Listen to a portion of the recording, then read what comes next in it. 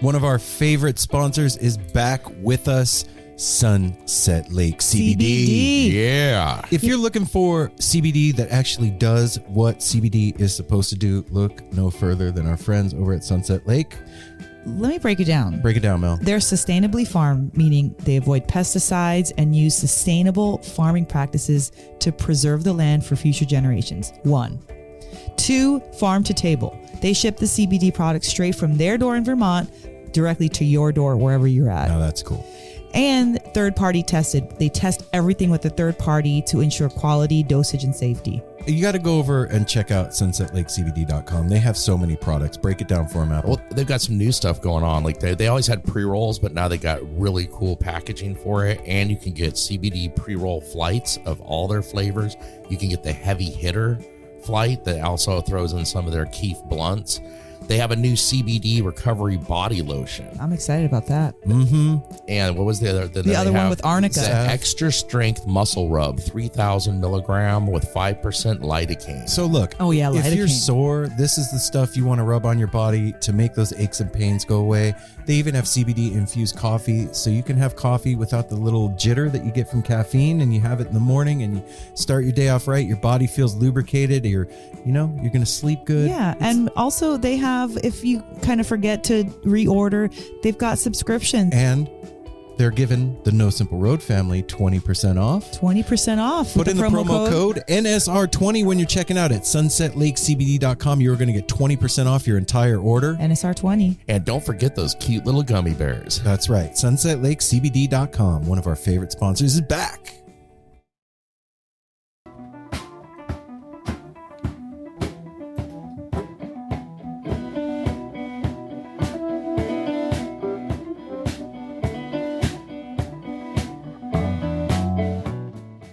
This episode of your favorite podcast, No Simple Road, Yeah. is sponsored by Shop Tour Bus. Shop Tour Bus creates amazing, incredibly artistic and thoughtful and beautiful designs based on Grateful Dead songs. They make pictures out of song titles, put them on shirts, and make stickers and hats and hoodies and all the stuff we all love. So go to shoptourbus.com and check out what they got going on. They got a trucking t-shirt. They got a Let It Grow, Cassidy. Help me out, people. I just love you named the two that I've worn in the last 2 days. I do 80% of the time Fire wear, on the Mountain. I have a lot of their shirts, and they are the most comfortable thing, and there's so many to see over there. Yep, and they come in a one-of-a-kind hand-designed box with the Grateful Dead lyrics scrawled on the inside of that, artfully done with magical markers that make you feel like you are dancing on a cloud of pillows when you look at it. When you check out, put in the promo code No Simple Road, all one word, and you will get free shipping. Isn't that cool? Designed box just for you. And some of you are going to get a miracle Bootleg. bootleg And they got cassette some tape. new ones too. Yep. So, yeah, if you have a bunch of bootlegs sitting around that are just collecting dust, you can send them to Shop Tour Bus and they will do barters with you. So go to shoptourbus.com, check out what they got, put in the promo code No Simple Road when you check out, get free shipping, and yeah. Look groovy. That's the thing. Yeah, look groovy. Thanks, Al. Yeah. I couldn't figure out how to end that one. Everybody likes posters. I love them. It's like ogres. Or no, that's like onions. Wow. Parfait. Everybody likes parfait. You like posters. Mel likes posters and Apple likes posters. You should like posters too. You should go to finandwheel.com. And you can get a dope poster. They have Or 2. or 3 or 5. Was there 6 designs there now? They have 6 designs now to choose from, and these are awesome prints that are inspired, like we've told you, by the Pacific Northwest, the Grateful Dead, like outdoor activities. It's just like everything we do. Super clean, beautiful, intentional, and just graphically amazing artwork done at Fin and Wheel. What do you got, Apple? I was just going to say, you still have a chance to go on over to Instagram at Fin and Wheel, and you have until 7 p.m. March 31st to possibly win one of their prints. You go over there, follow them, like the post, tag 2 friends, and you're in for a drawing for one of these dope prints. And if you are one of the people that doesn't win, you can go to finandwheel.com and order one of the prints from them. And when you check out, put in the promo code NSR. You're going to get 10% off of your poster, and you're going to get some free stickers. So go to Fin and Wheel, make your house look awesome. You love posters. We love posters. We all love posters. Love Fin and Wheel. Groovy, man. Hey everyone, Chris Pandolfi from the infamous String Dusters here to let you know that my podcast, Inside the Musician's Brain, is back on the airwaves for Season 4, which means it's time once again to get deep with influential musicians from all across the musical landscape to really understand and translate the lessons of success, failure, inspiration, and hard work that are behind the music and the artists that we love. My guests this season include Rachel Price from Lake Street Dives, Sam Bush, Chris Wood, Chris Funk from The Decemberists, Lindsay Liu, MC Taylor from His Golden Messenger, and more. Check us out, and thanks for listening.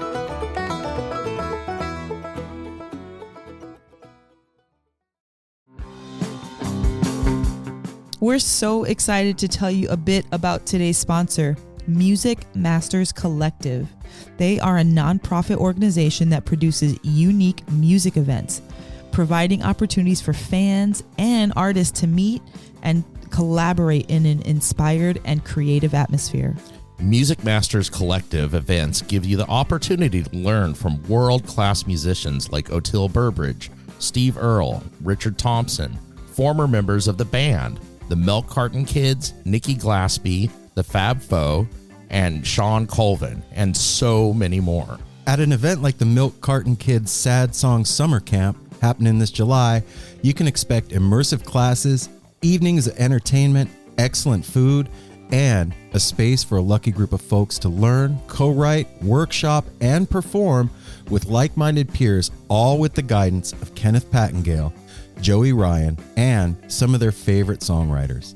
This all-inclusive week in the Catskill Mountains of upstate New York is guaranteed to be magical. Scholarships are available and spots are extremely limited, so visit www.sadsongsummercamp.com/simple to learn more. That's www.sadsongsummercamp.com/simple. Check it out.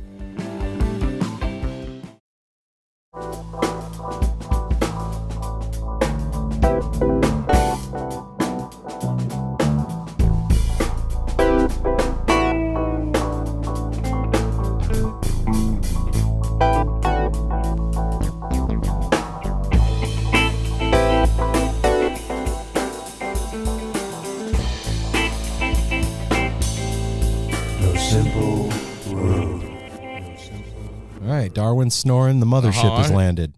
And that's how you know that the aliens are coming, because Darwin is snoring and we're back. Hey now, No Simple Road family, it's Aaron. It's Mel. And it's Apple. And our guest on the show this week is Mike Rivard from Club D'Elf. D'Elf. That was awful, Aaron. You just stumbled right into that. Club D'Elf. Wow. Oh, all right, man. It's been a day. What do you want me to say? Sorry. But yeah, Mike, from the minute we started talking to him, we started mining the depths of this conversation. I feel really honored because, Mike has been in the business for a very, very long time and has had a really successful and wonderful career and has talked to a lot of people. And he, for whatever reason, decided to share with No Simple Road some of his struggles and things that have gone on in his life that he has never shared with anybody before in public. And I just want to extend my gratitude and appreciation to Mike for trusting us to put this information out in a way that's worthy of the information that's contained in it, and for being who he is and being our friend. And this is another fantastic conversation where he taught us a lot. Yeah. There's a lot to know about this, the instruments and the background, and just we had such a fun time with this conversation from the get-go. You'll hear starts with laughter immediately, just having fun. Yeah. And he has the music on in the background. That's what I was going to say. Throughout the entire show. And he didn't realize that he had it on. And it didn't, you'll notice it clearly when you're listening, but it created such a mood between the four of us, the environment.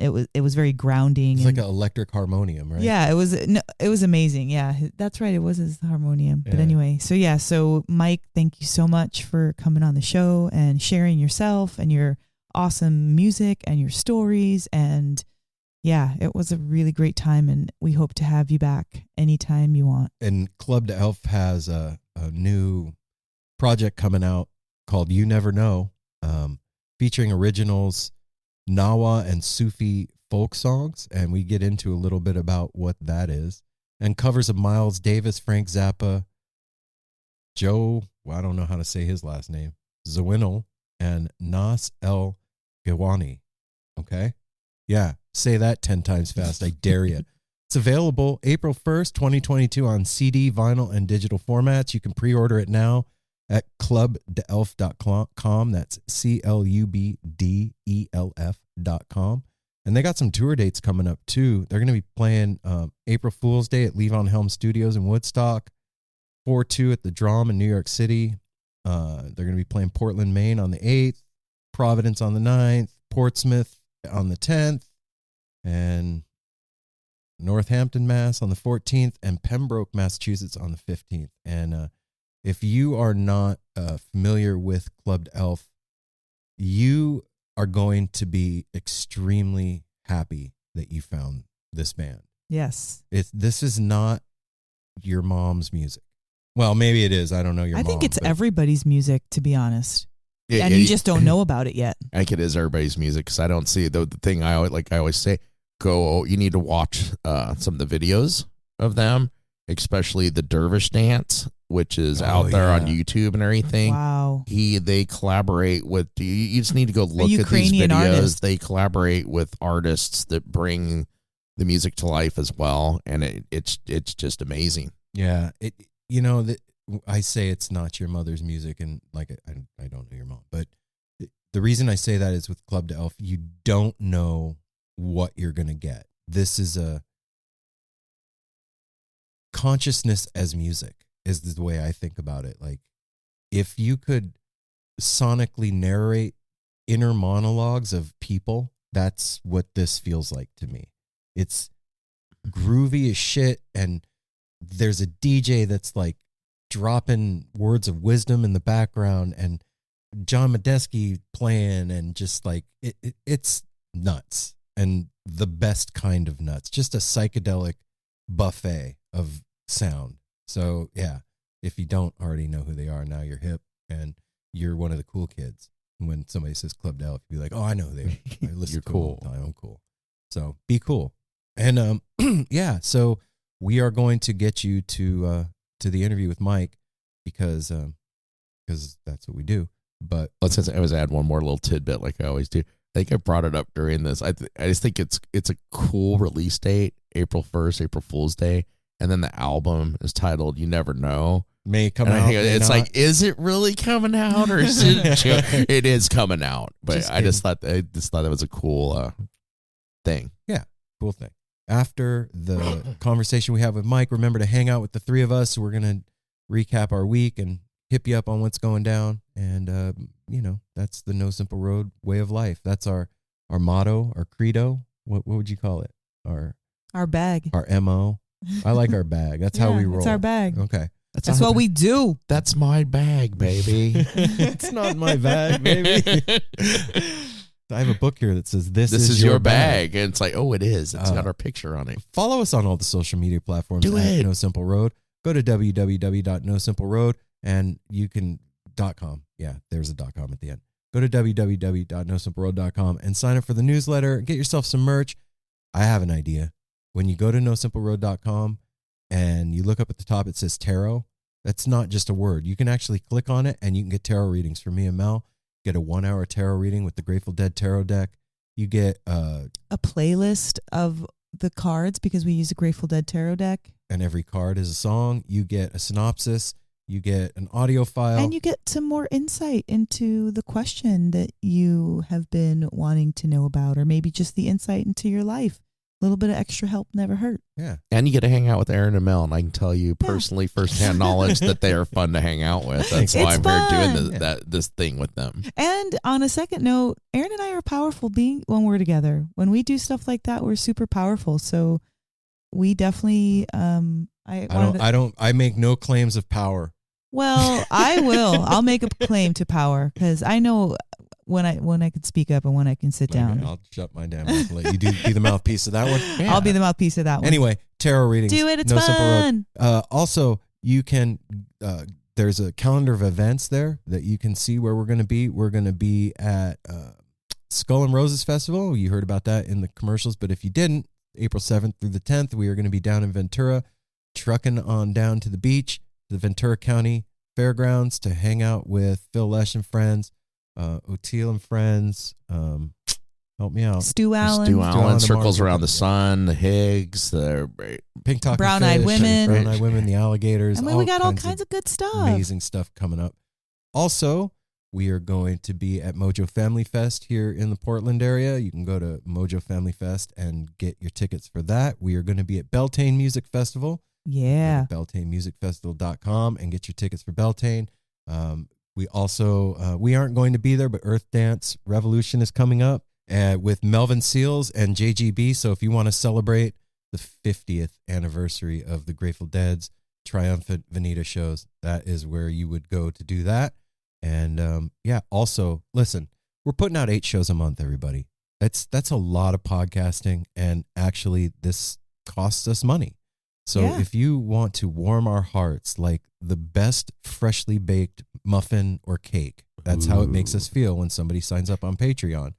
You can go to patreon.com/No Simple Road, and you can sign up for $1 a month, which Apple, the mics actually cut out a minute ago, and I already said this, and I got the math wrong, but I'm going to say it right this time.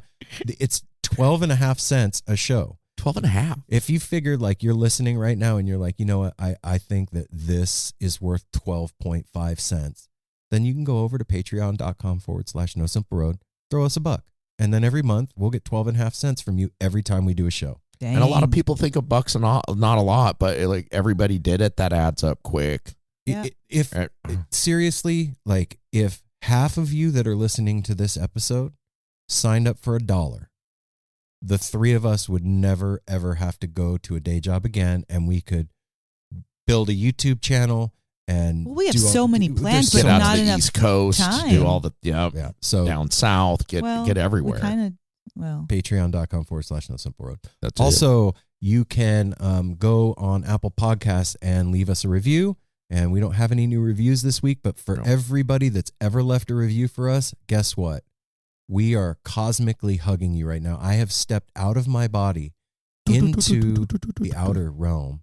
And I am coming and I am embracing you, with your permission, of course, embracing you and saying thank you for leaving us a review. What that does is it helps other people find out about No Simple Road. But the best way that you can do that, and the coolest thing you can do for the show, is just tell somebody you know about it, man. Yeah, tell a friend. Yeah. Hey, guess your what? BFF. You like Goose.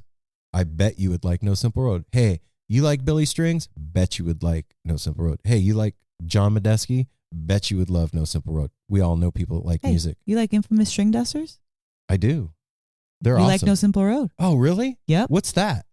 It's an awesome podcast that has interviews and conversations with some of your favorite musicians ever. That sounds really cool. Where do I find it? At Apple Podcast. You can actually go to any podcast. You can go to SoundCloud, right? You can I don't know about SoundCloud. Really? Not SoundCloud? No. Okay. Not SoundCloud, there. but you can go to Apple Podcasts. You can go to Stitcher.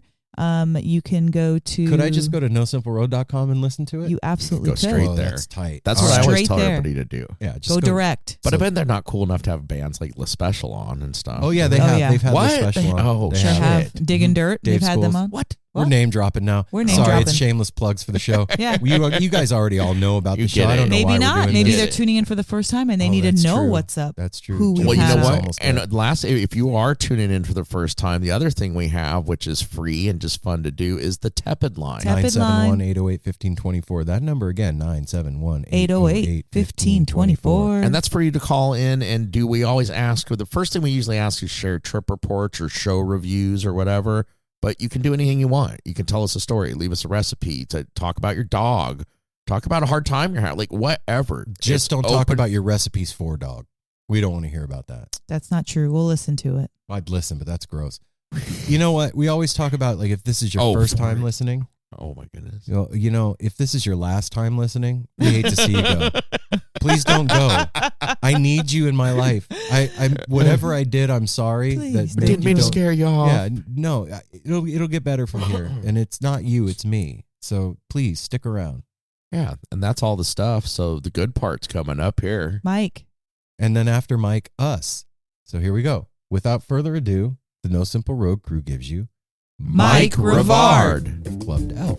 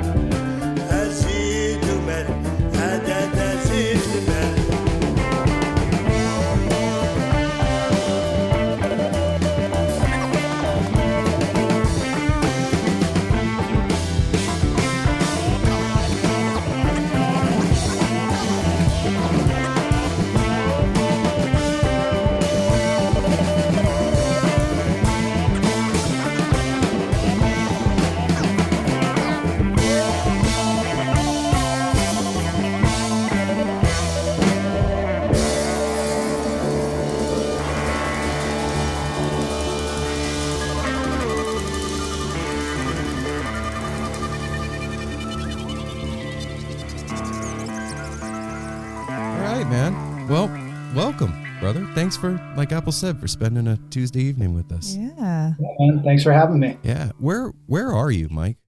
I ask myself that a lot these days. Me too. Me too. What's the answer that you usually come up with? Well, it depends on where I'm at. I'm outside of Boston. I'm in Waltham, Massachusetts. All right. So, Yeah.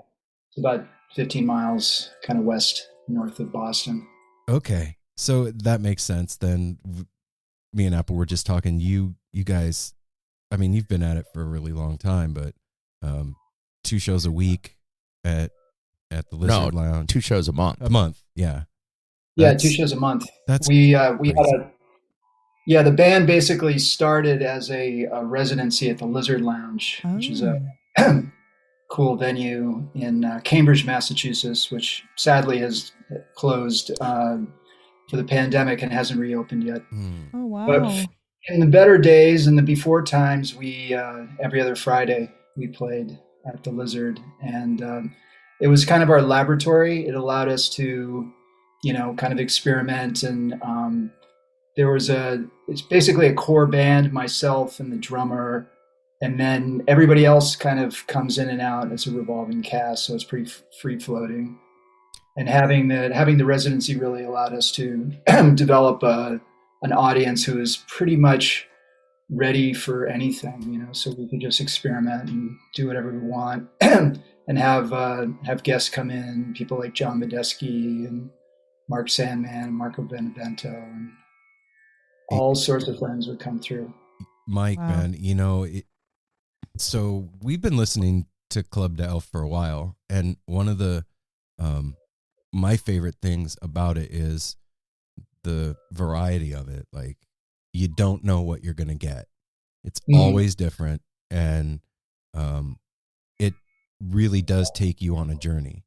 And like Mel said, we were really excited to talk to you, and Kevin had sent us a press release for the new album, and I hadn't read it, and I read it like maybe an hour and a half ago, and I was like, oh shit. Yeah, it's kind of heavy. Yeah. It's super heavy in all the right ways. Can you talk to me a little bit about what happened when you were in the Amazon? Yeah, I mean, some of it is kind of cloaked in confidentiality. Got it. There's a spiritual path that I've been involved in that I involved annual trips to Peru into the Amazon to work with some healers there. And that became a huge part of my life, and also a huge part of the music, because I would bring my Sintir, that's the Moroccan instrument that I play. I would bring that to the jungle and play. And the experiences there really kind of infused the music and, infused my whole life. And then everything kind of changed in 2015 while I was in this isolated area in the jungle. I started developing all kinds of strange sensations, heart palpitations, lack of breath, anxiety. I couldn't sleep, and I didn't know what was going on. I thought maybe it was some of the plants I was working with. But what actually happened, and I didn't find this out until weeks later when I was back in the States and I had some tests. I had pulmonary embolism, which is a blood clot that travels. It usually develops as a DVT, a deep vein thrombosis in the leg, which can be caused by long plane flights. Mm-hmm. That's probably what happened. Was on the flight to Peru, I developed a DVT in my leg, and then while I was in the jungle, it traveled up and lodged in my lung. So I kind of dodged a bullet, because it could have gone into my brain, or it could have gone, into my heart, and I could have found out about it by dying. So I didn't die, but I had, I had some pretty extreme physical reactions, and the resulting experience, I developed PTSD, and I was having panic attacks, and sank into deep depression, and I grew up in a military family. My dad was a lieutenant colonel in the Marines. We traveled around on different military bases when I was a kid. And, I think it kind of instilled this sense of just kind of soldiering through, just like kind of dealing with it. It's shit happens. You just got to push through it. My dad lost his leg, and he was a pilot in the Marines, and he never complained. And I felt like only veterans could really talk about PTSD. So it became a kind of a source of shame and something I couldn't really talk about, but it affected my life like nothing else had. My creativity just went away because I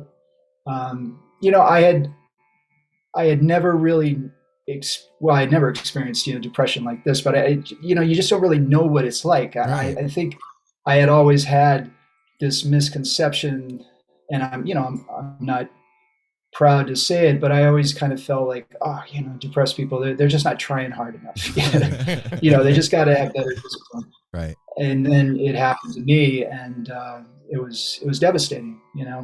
So I went through several years of trying a variety of therapies, and finally I discovered ketamine infusion therapy. Mm-hmm. This is the first I've spoken about this publicly. Oh, wow. Okay. I'm a pretty private, Say as much as you feel person. comfortable saying, Mike. We appreciate this so much. And we can always edit. I kind of feel, I was on the fence about going public with this, but it's so much a part of the music on this album, because it was writing the music and recording it was all part of this, kind of healing process of mine. Right. Yeah. Getting through it. And I think that there's a real stigma about mental illness in society, and I certainly felt it. I didn't feel like I could tell anybody. I hid it, because I was also, I make my living as a freelance musician. I'm in the musicians union. I'm an upstanding citizen. Yeah. Yeah, I play with the Boston Pops Orchestra and the BSO and do musical theater, and I didn't want anybody to know about it because who wants to work with a depressed person? Somebody that's just thinking about death all the time. Yeah. So it took a long time to work through it, and I've had the good fortune of having a number of really good therapists and people who really cared about me that I could confide in. So when it came time to to talk about the album campaign, I really had to kind of think hard about it. Like, did I want to really make this part of the narrative? But if it helps people who are struggling with these sort of things in any way, just to because you lose hope. It seems eternal. You're like lost in this sense of this is how it's always going to be. And if I can just say, well, it's actually not always going to be that way. You can get through it. And the music is mostly instrumental. There's a couple of vocal tunes on the album, so it's not like it's it's overt. There's no lyrics about what the experience was, but I feel it's kind of infused in the music, and I hope it. My hope is that it kind of takes people on a journey, and that there's some sense of hope and kind of a journey into the underground and then coming into the light. Kind of thing. Well, reading what Kevin sent us, it sounded like the hero's journey is really, you going out. And I mean, you said that you were going for healing. Clearly it wasn't for what you happened while you were going there.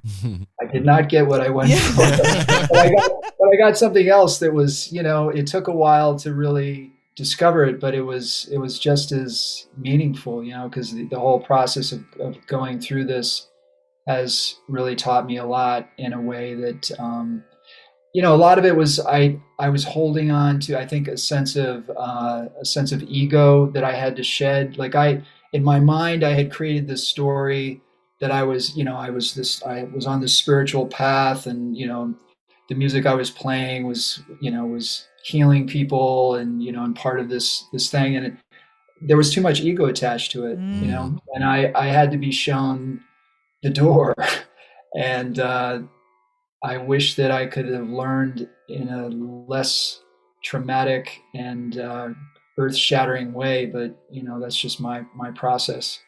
I think a lot of us are like that, man. I'm pretty fucking hard-headed too. And when medicine teaches me stuff, it's never nice. It's always kind of with a little bit of an edge like that too. And you said something about depression though, man, that really struck me is I had never experienced any kind of like, I don't know what you would describe as clinical depression until COVID. And being locked down and all that, and just losing that sense of wonder, and your creativity kind of dries up, and that feeling of the things that gave you joy and that you would go to in times when you felt like shit kind of just don't do it anymore. And like I remember times of like looking in my closet and feeling like I was looking at a ghost's clothes. Like this isn't even me. Like it's terrifying when nothing brings you joy. All your go-to things, and for me, as a musician and somebody who's trying to play creative music, especially with Club D'Elf, we're an improvising group, and that requires a connection with your creative center. I was just feeling like a charlatan. I was just felt like I was like such a fraud, and I was able to during that whole period, I put out a couple of records, but they were live records that had been recorded before my experience. But I stayed busy, and I tried to stay creatively involved. But I just felt like shit. I got nothing left, and this is going to be forever. And one of the things that was really helpful for me. So I play this Moroccan instrument called the Sintir, or the Gimbri, and it comes from a tradition called Gnawa in Morocco, and the Gnawa are trance healers. They're originally slaves that were brought from West Africa to Morocco like 500-600 years ago. Mm-hmm. And they perform all-night healing ceremonies called Lila, and it's basically it's the original healing music. They were like the doctors in the town. If you had an illness, whether it be mental or physical, you would call the Gnawa and hold a Lila. So I started playing the instrument about 20 years ago, but I sort of made a conscious decision that I was going to try to approach it from my own purposes. Like, I'm very aware of cultural appropriation, obviously I'm a white Western male, right, from the Midwest. And, especially this tradition, which is so deep and has such, remarkable power. I didn't want it to minimize that or in any way. So I was really kind of reluctant to try to pick up too much of the traditional stuff. So I took the instrument and what can I do with it? How can I make music, my own music on it? So that was kind of my focus, was writing my own lines and writing stuff. And then during my depression, I wasn't sleeping, and that shit drives you crazy. Oh, yeah. You just go mad. You're already feeling bad, and now you can't sleep it off. Sleep deprivation. So you really need something to occupy yourself other than just gnawing on your own brain, So I really delved deep into, learning some of the traditional repertoire. There's a great Gnawa musician named Malam Mustafa Bakbo. You're probably familiar with Bill Laswell. Mm-mm. Maybe he's a great bass player, producer in New York, and he produced an album. He went to Morocco a couple of times and did some field recordings, and he recorded an amazing record called Night Spirit Masters, which I highly recommend. I was Came writing out it in the down. 90s. Yeah, nice. And he did another one with the master musicians of Tijuca, Morocco, who are a group of musicians up in the Reef Mountains that Brian Jones famously recorded in the late 60s. Brian Jones from the Stones and Ornette Coleman and, Jimi Hendrix and Brian Geisen would make pilgrimages. Oh shit. Okay. But anyway, so Laswell recorded this album, and Mustafa Bekbo is on it. It's one of the best recorded Sintir albums of all time. I've just listened to it so many times. So I delved deep on that and just learned every fucking note, like how to play everything. And that was kind of a saving grace to just have something to occupy myself with, Wow. So anyway, how did I get into that? We were talking about the healing, and I don't know how you got into that, but he found it. Okay, go. Yeah. Well, anyway, that's a story. I'm sure I'll figure out where you were talking about the healing circles and being adamant about not playing that because you want. Yeah. So anyway, so during the dark years, I came to really focus on learning some of the traditional repertoire, and that's been really, really powerful for me. I should stress that as much as because I'm the leader of the band, I'm the only constant member of the group for the 24 years. Okay. And I write most of the music and put together the bands and stuff, but I don't think of it as a solo project. It's not my intent to play a bunch of bass solos and just get my shit out there. I really try to make it as open for the guest musicians as possible. My goal is for every musician who comes into it to think of the rhythm section as their band, so that they really dig deep and play the shit. And it's not just you're guesting and kind of being polite and delicate. I want people to really go for it, just feel that makes really, sense. really comfortable and supported. So I try to, as a bass player, create that, that sense of support. So, while the story of this album in particular is kind of tied very intrinsically with my story, it's not the only story in it, because all the cats that play in the group, they all bring into it their own energy and their own whatever is going on with them. And the album came out of basically 2 sessions with 2 different bands. The first one was with, and they're all guys that have played in the group for years. And that was really important to me to surround myself with my friends, because these, and some of them knew what was going on, and, but I didn't really, I wasn't too explicit about my inner struggles.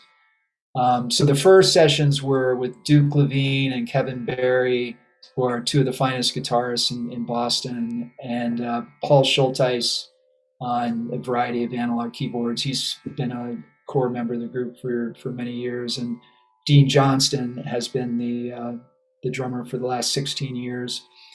And our main connection with Morocco is through a musician named Brahim Fribgan, who I met on a gig in New York back in '99, and then he moved to Boston and joined the band, and basically taught us how to play Moroccan music, because it's kind of like a secret society. There's a rhythm in Morocco called the shabi, which is spelled Chaabi, and it's a really fucked up rhythm. If you hear it coming from a Western perspective, you hear it in an entirely different place than where it actually is. Is it dissonant? So, is it discord that makes it seem like that, or what is it about it? No, it's an elusive. None of the accents in the rhythm fall on a downbeat. Okay. So in Western music, we're used to it's 4/4 and there's a downbeat and there's you hear the backbeat. I'll demonstrate it for just a sec. So it's a 12/8 rhythm. So it's decade. So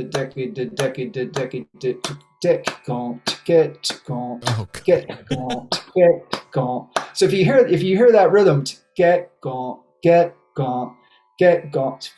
for me and for a lot of Western musicians, you naturally kind of shift to get calm, Right. get calm, because that's where you feel it. But no, that's not it. And Brahim was incredibly patient with us all and basically just schooled us, Wow. And I had to go through a process of like basically retraining my brain to hear it in the right way. I hear Yeah, but like you de-learning, have to unlearn like what that, you have yeah, learned. that would be Yeah. tough. It sounds like that's a and- huge theme for you. Yeah, unlearning and And relearning. and relearning. So Brahim was on the sessions, and so that was the first group, and then the second sessions were with John Medeski and Dave Fuzinski and Dean and Brahim and I. So it was really important to me to do this record live in the studio because we'd done a couple of studio records before. I think we've got like 15 albums out, Wow. which is and most of them are live albums because that's kind of where the band thrives in a live environment. Getting the energy from the audience and making shit up, crazy make 'em ups. That's what we call it. Yeah. And the other two records were, I guess, what you'd call produced. Okay. They were very. I really used the studio as an instrument and really kind of sculpted everything. There was like tons of overdubs and editing, and I'm happy with those records, but they didn't really represent what you would hear if you came to see the band live. So for this record, I really wanted to kind of capture what the band sounds like live. So we did it live in the studio, and I'm glad we were able to do it before the pandemic because that sort of thing just for a while at any rate just became a no starter. Mm-hmm. So then had some other guys who play with the group do some overdubs. Amit Kaptekar is a great tabla player who's been playing with the band. I had some horn players, Andrew Foliano and Phil Grenadier. So, I like to think that everybody brought their own thing into it. So I'm the guy who's like kind of doing the PR stuff and telling the story. And while it's all kind of tied into my jungle experience, I'd like to think that there's other things in the music too. Wow. I mean, I think we just got to take a brief pause for all that. It's to digest everything because, everything in my viewpoint, the way that I see things always like there's a reason for it and there's purpose, and you finding you're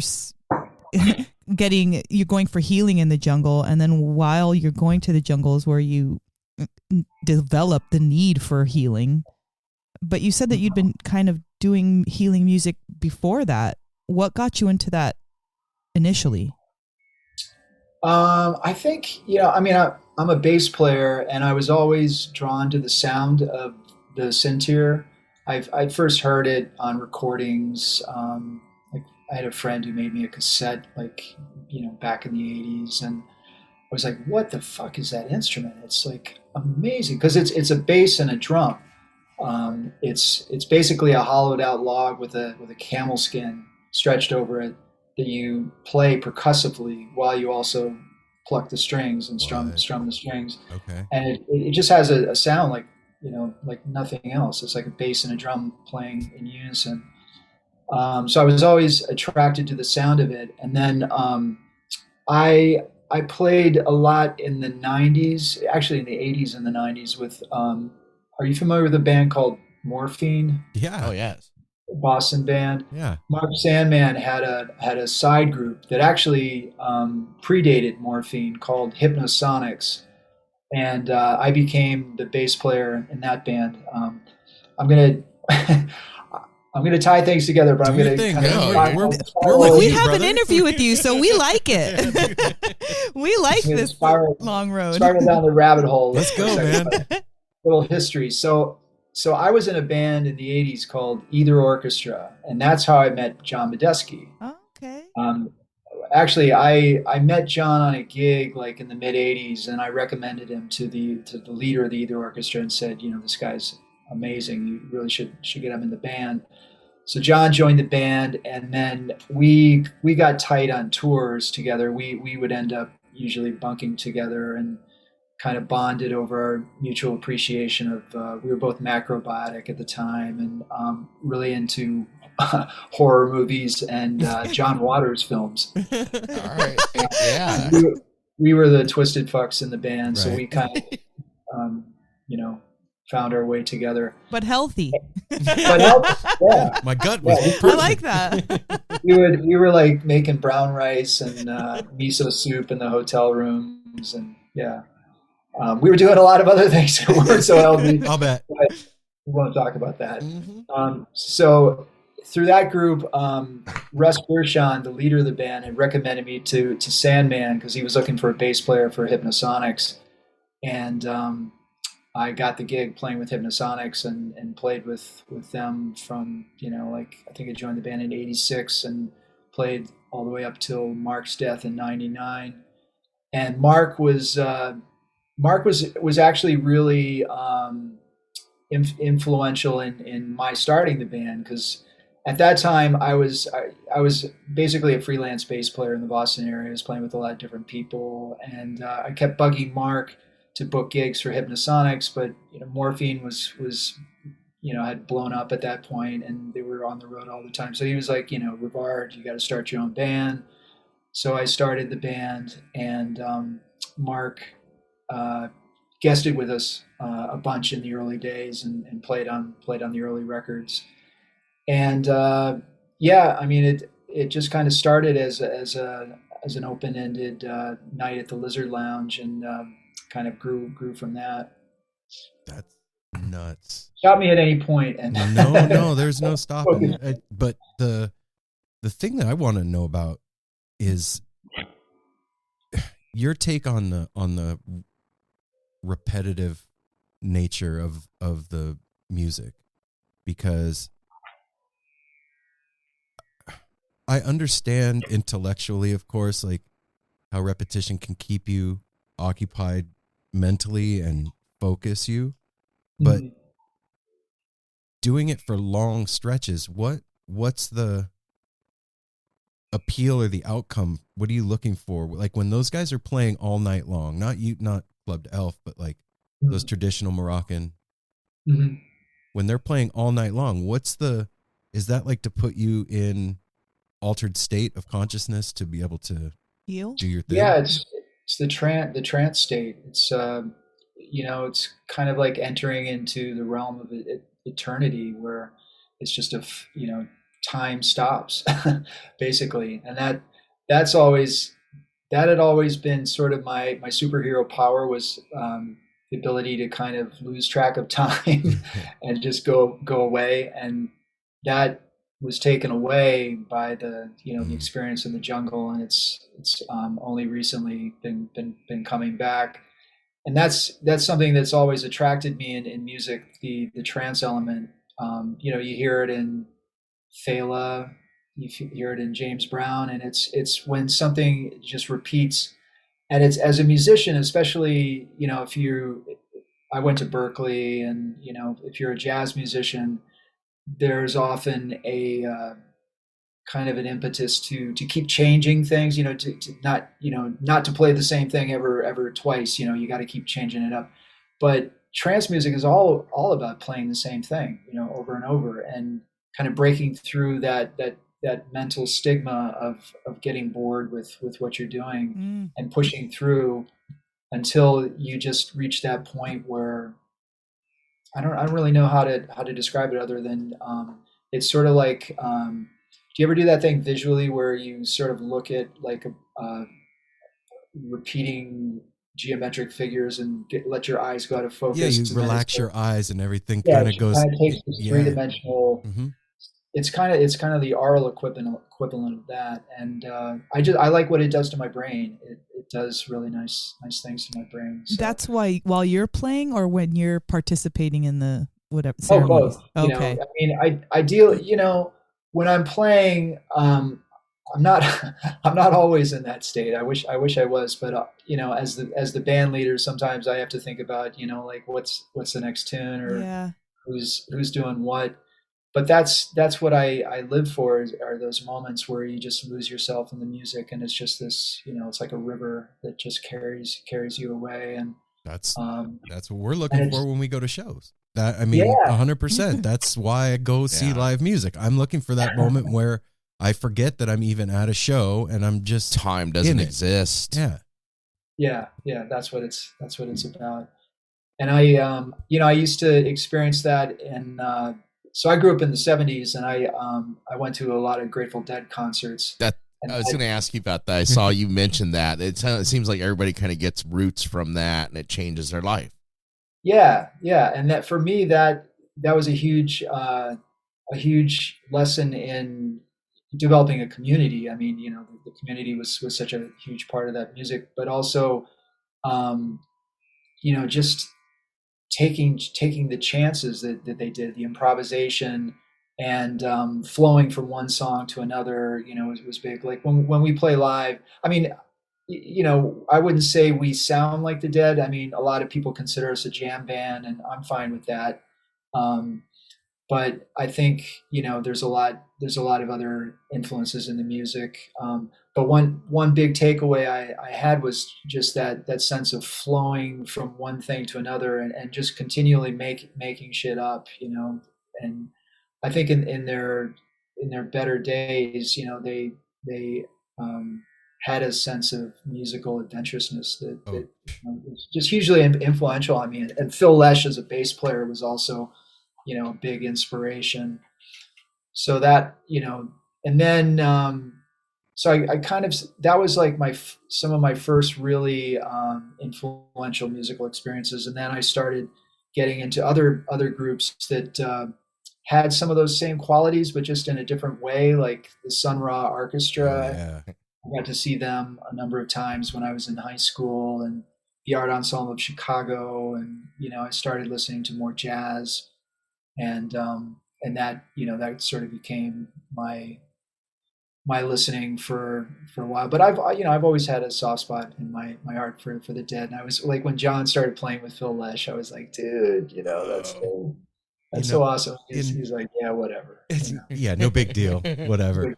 Like, In talking about the repeating pattern thing, I read an article, I think it was like last year, with Mike Gordon from Fish, and he was talking about like how he was playing through the tour, and he was saying that he was deconstructing his bass lines to be less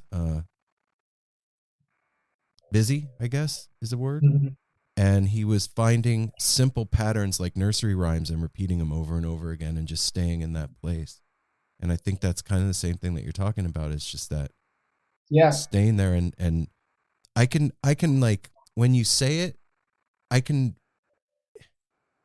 it's like when you forget a word but it's on the tip of your tongue. It feels like that. Like, I know what you're talking about, that like there's a moment of breakthrough that happens, like a soap bubble popping or something, where it's like, this isn't what it was anymore, and time becomes this elastic, non-existent, weird thing. And I think that's, I don't know, for what it's worth, that's when we're at our best.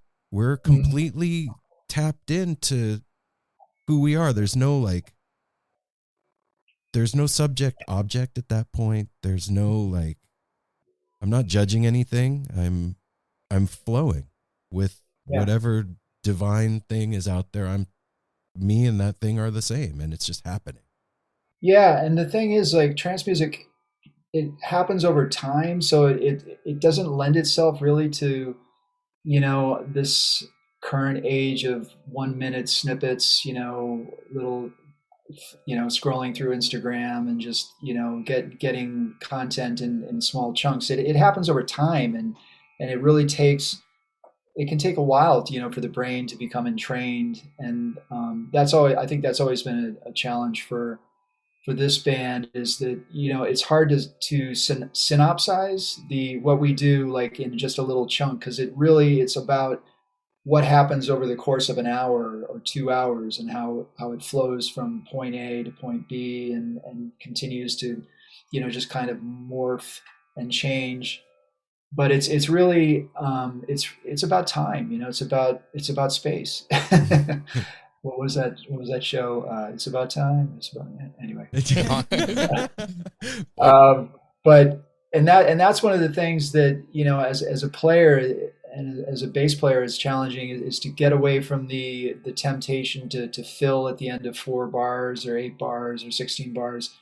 And that was one lesson that I really got drilled into me from Sandman, because when the Hypnosonics would play, and I would, you know, I'd be like pulling out my crazy bootsy fills and just thinking I was like really hip, and he would just turn around and just, no fills, no fills. He was like the boots, the drill sergeant of groove. But that was Stay in the pocket. That was really important, you know. And I don't know, maybe it's the military background, but I've learned some of my greater lessons by people, you know, kind of telling me what's up without any sugarcoating. No wiggle room. Yeah, this is what's up. I just want to take a side trip because I don't want to not mention him, because he's so important to the band, and I kind of like meandered off of talking about the cats playing on the record. But Mr. Rourke has been in the band for 20 years now. Wow. And he's always been kind of our secret weapon. I kind of think of him as like the Greek chorus, you know, kind of commenting on what's going on and providing this sort of other layer. And he kind of connects us to the kind of Terence McKenna realm, and you know, the science fiction has always been a big influence for the group. The and Philip K. Dick stuff. Oh yeah, I mean, Yeah. I was listening actually earlier. I was listening to the podcast you did with Medeski, and you were talking about like how do you title like instrumental songs? Yeah. You know, where do you get the titles from? And my dirty secret is I rip off. I usually rip off phrases from Philip K. Dick or whatever writer I'm reading at the time. You know? Cool. Yeah. So that's how I do it. Because it's, you know, you can't, every song can't be like new one in D, or, you know, new JB or whatever. Song number 422. Here we go. And it's usually when you're like, you know, sending in the you know, the art for the record, that you really have to, oh shit, I haven't come up with any titles yet. You know, now it's real. You got to rapidly come up with something. So it's like naming your kid, or you're about to leave the hospital. Yeah. What are you going to call him? Like the first song on the album, for years, it's been known as C# song. And it was only just before the you know, I sent in the stuff for the record, I decided to call it Boney Oscar Stomp, because we dedicate the record to Richard Zukowski, who is a dear friend of Medeski and mine, and some of the other members of the band. He's, you know, getting back to trance music, it's hard on your body, man. You know, playing the same thing over and over for like an hour. Shit. Yeah. That shit wrecks your body. And for years, I and John and Dave Fuzinski and many other people in the band were going to Richard. He was like the green man, the guru in the Berkshire Mountains. What is a city without its music? The legacy of the New York Philharmonic is incredible. Nearly 2 centuries of history. That's a lot of music and a lot of stories. I was sitting on stage for the very first time thinking, I can't quite believe this is happening. Join me, Jamie Bernstein, as we explore the history of the New York Philharmonic. It's the NY Phil story made in New York, a podcast about a city, its people, and their orchestra. Listen wherever you get podcasts. And he studied with a man named Hoshino, who developed a modality called Hoshino therapy. It's like a deep skeletal muscular acupressure. And he was my saving grace. He was like my pit team, you know, keeping pull me into going. the pit and they take the tires off. Yeah. And he passed away in July, a year ago in July. So we dedicate the record to him, and his nickname was Boney Oscar. So this first song is Okay. Makes sense. Okay. Yeah. for Rich. You know, man, first off, I want to say I'm really glad that we did this. We're not stopping. I just want to stop and say that though. And I'm glad that you're feeling better, man. Because we need what you're doing, Mike. Yes. You know, it's your life and you're inside of it. So your perspective is completely different from those of us that are on the outside, and you know all the struggles and all the shit that went into it. But on our end, we just hear magic. You know what I mean? And it's so necessary right now. It's always necessary, but I feel like where we're at right now is just such this crucial tipping point moment in mankind's history. And I don't know, maybe people have been saying that forever and they just feel like that, but I don't know. Things are weird. And the more magic that's out there with heart and intention and healing, the better. Yeah, I really appreciate that. That means a lot.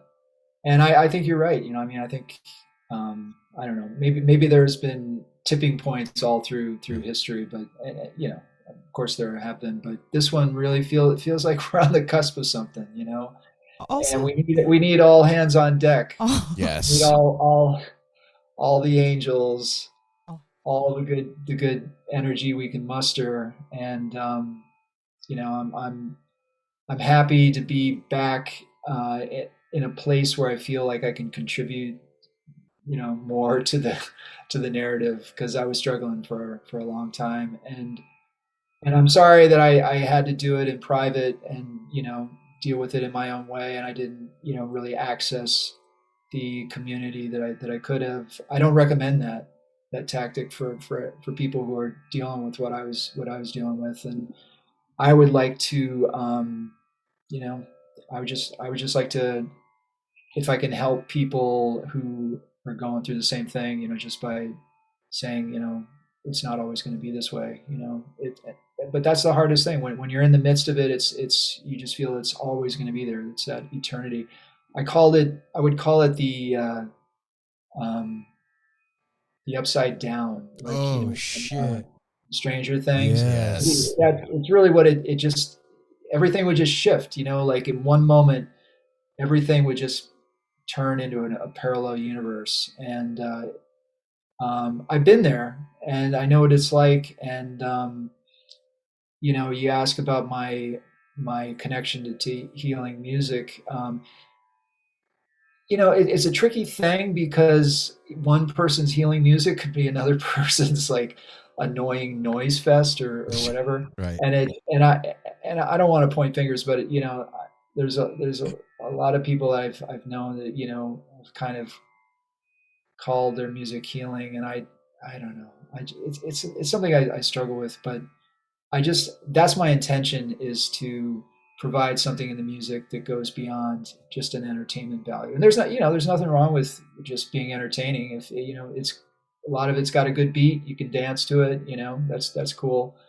But I think, you know, as a musician, I want to connect with something, you know, deeper and give something a little more meaningful. And that's my intention, whether it comes off or not. I think it does come off, because you're listening to your music. It not only is improvisational, it is different. Like, as a listener, we listen with different ears all the time. Mm-hmm. And like, it reminds me one album I've just worn the heck out, the Ali Akbar Khan, the Bears Sonic Journal release they did from the late 60s. I've listened to that hundreds of times. I love to put it on when I go to bed, and I hear it different every time. If I've had a hard day at work, I hear it different. It heals whatever needs, like your music does that too. It speaks to that part of me that needs to be healed. And that's a different thing every day. So it comes across differently in another healing way. And I wanted to say this too, because you mentioned one person's healing, it could be another person's like nightmare. But what you're doing, you know, when like in depression or times where we're not happy, music is one of the only things that we'll allow with us. Yeah. it's like even your partner you can cut out, your cat, whatever, but like music can always be around, and it's a constant companion. So when you're putting that out to somebody who is maybe in that space where they're not reaching out to friends and they're in the slump, you're giving them an opportunity to heal even a minutia of what they're feeling. And that's huge. I think about it like if you're at the bottom of the well and somebody's like lowering the rope down, you know what I mean? The music is the rope coming down. You can climb up. It gives you an opportunity to get out of it. If, if you can connect but that's the hard thing about depression is that, like we were saying at the beginning, sometimes those things that you would go to it's upside down. And sometimes they doesn't fit right. And that makes you feel shittier because you're like, well, this used to work. What's wrong with me? And I don't know. I mean, yeah. And I would compare, I did a lot of comparing, which, some of the therapy I did was like CBT, and you learn about thought distortions and all this. And I was I was guilty of a lot of thought distortions. And one of the things I was really doing was just, comparing myself, like during some of the darkest time, Bowie had just put out Black Star. Oh shit. Okay. And I'm thinking like, here, this guy is like dying and he's like put out this masterpiece, why can't I do that? Why?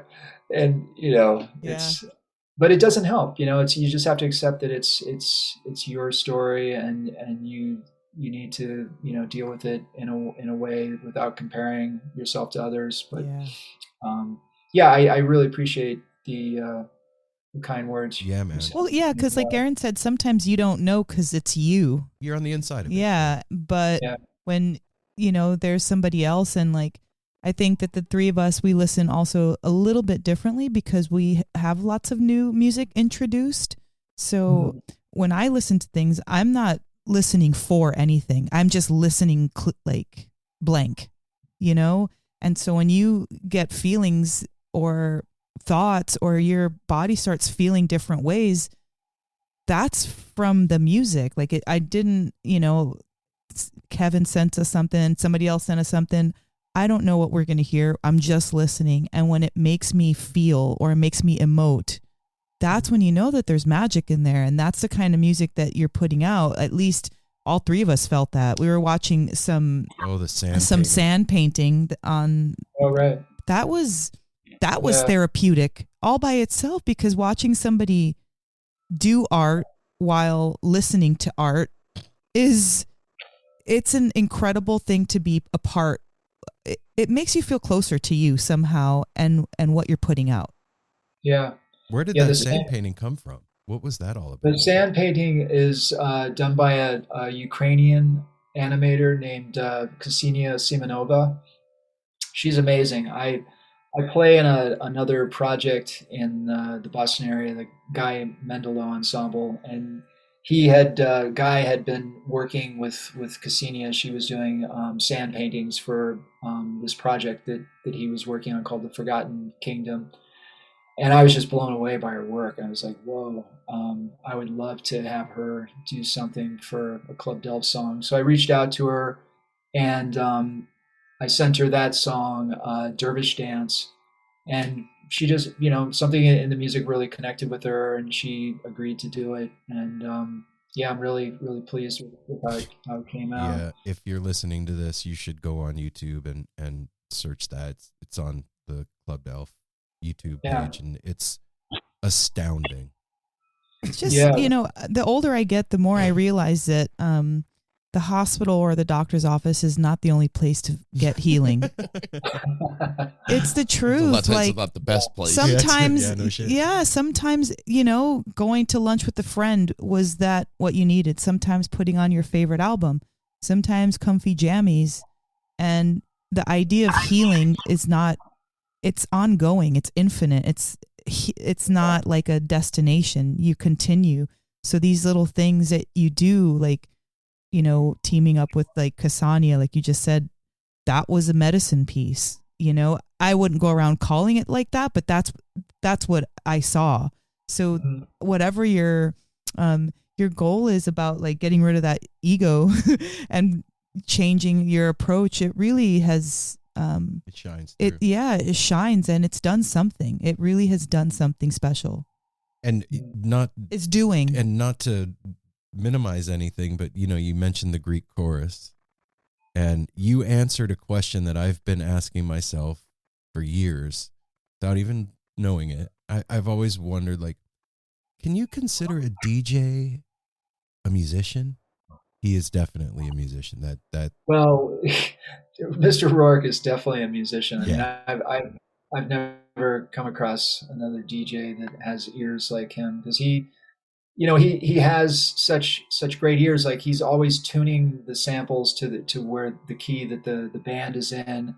He matches beats to Dean's drums like no other, and he just always comes up with the perfect element to add. And it's been great. Imagine what's going on inside that cat's head while you guys are playing. He's like running scripts from like thousands of different things and pulling them in. That's nuts, man. That's crazy. Yeah. He's also one of the funniest cats you'll ever meet. So that right on. Another thing in his favor. Yeah, it's great. So we actually have another animation that's coming out this coming Friday. The next single is Now Open Your Eyes, and there's an animation that I talk. It's this couple, Mark and Nancy Lerner, call themselves Mark of Nancy, and I discussed it with them. Are you familiar with the myth of Persephone in the underworld, Hades? So I kind of suggested that they do something like with that, because that song for me is really tied into coming through the darkness. It was when I was starting to see some light. I was playing my Sintir on the porch, listening to the birds, and that song just kind of flowed through me, and it really it gave me a lot of hope, at a time when I really needed it. And it, even though it's an instrumental song, it sort of had that hero's journey quality to me, going into the underworld. And so they kind of ran with that. And anyway, check it out. It's pretty cool. I can't wait. Right. Yeah. Friday. So the Now Open Your album Eyes. comes out April 1st. It's called You Never Know. And I guess that's aptly named. That you never know, and April was like, it's not an April Fool's joke, is it? Like, you never know. April 1st, like. I know. The tarot card, the Fool, has always been a very important card for me, so it just seemed like a very appropriate day to release it. And the title is kind of an inside joke. Medeski and I would always say to each other, you never know, just as kind of a punchline to some what the fuck moment. Oh yeah. And it's certainly been a couple of years of you never know. You telling me, man. It's been a wild fucking ride, and I don't think we're probably on the part of the roller coaster where it's like going around the corner, and you think it might be over. You never know. Several loops, corkscrew. If you like tarot, man. I was just gonna say that keeps coming up. Yeah. And Grateful Dead. If you like tarot and you like the Grateful Dead, these two ladies, man. Aaron and Liz. They did a Grateful Dead tarot deck. And wow. And so like I'm when I heard about it, I'm like, oh no. Like, oh, it's gonna be some like fucking Spencer thing you get at Spencer's or like at the mall. These ladies knocked it out of the park. You should check it out. Well, I'm trying to find the Fool deck for is you. sitting right here on the table. We interviewed them a few weeks back, and that episode's gonna be coming out soon. And within 2 minutes of finishing the interview with them, me and Aaron were both on our phones ordering the deck, because we just needed to know the intention behind it. And they're amazing. Yeah, Mel's gonna. Mike, I'm gonna come up and show you this, because Fool. this is the Fool, and what they did was they changed the the cups, the wands, everything. So they have lightning bolts, bears, roses, skulls. and skulls. And so the major arcana, they changed the names also, and the storyteller is the Fool. And I'm going to show you. Yeah, each card is a Grateful Dead, is attached to a song. You got it. Oh, wow. They're amazing. That's pretty cool. Yeah. So if you're into that, you should check it out. It's worthy, and the So you had them on the podcast? Yeah, yeah. we haven't released the episode. Yeah, we haven't released the episode. You know what they yet. did with their quarantine COVID time? Created that deck. Yeah.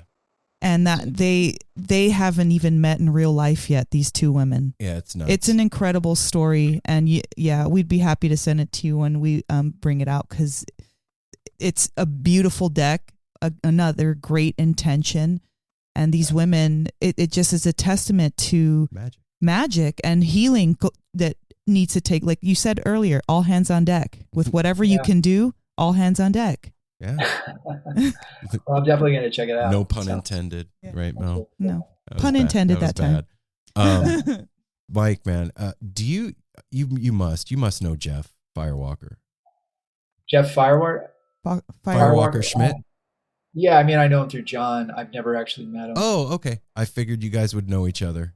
Never mind. Yeah, we just, when we interviewed Jeff, there was a certain, I don't know, an energy that comes through.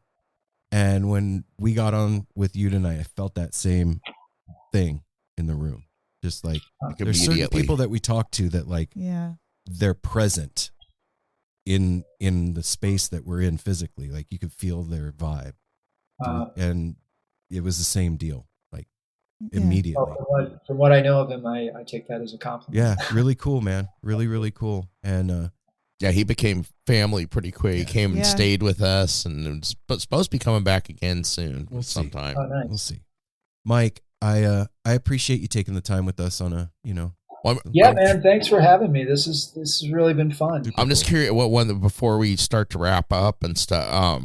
Are you going to be playing live pretty soon with all this new music and stuff, or have you been? Or yeah, no. Well, we actually just did a gig. What is today? Tuesday. We played Sunday night at a place outside of Boston. But we're doing a little tour in April to promote the record. We're playing at Levon Helm Studios in Woodstock, and we're playing in New York City at Drum.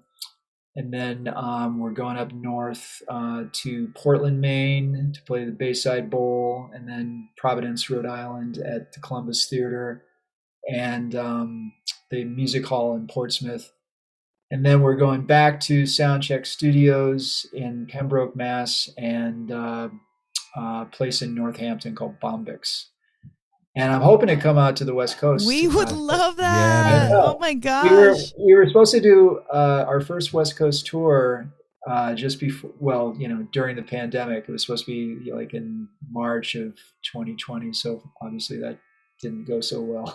Yeah. But we're gonna get back on it, and it'd be great to meet you guys and hang out. Yeah, love it. if you come through Portland, man, and you guys play, you have a place to lay your head. You don't have to stay in a hotel. Decompress. Yeah, have a home cooked meal, do laundry. We always offer that up to when we Right. Well, we're meet going to somebody we really love. Absolutely. Careful with the comments. One last question too. What have you been playing in the back? Yeah, the whole time in the background, you've had just. I realized it's awesome. It's given the whole episode a vibe. My electronic tambura. I got this in India. It's basically a digital version of it. You know, a tambura? Yeah. A string drone instrument.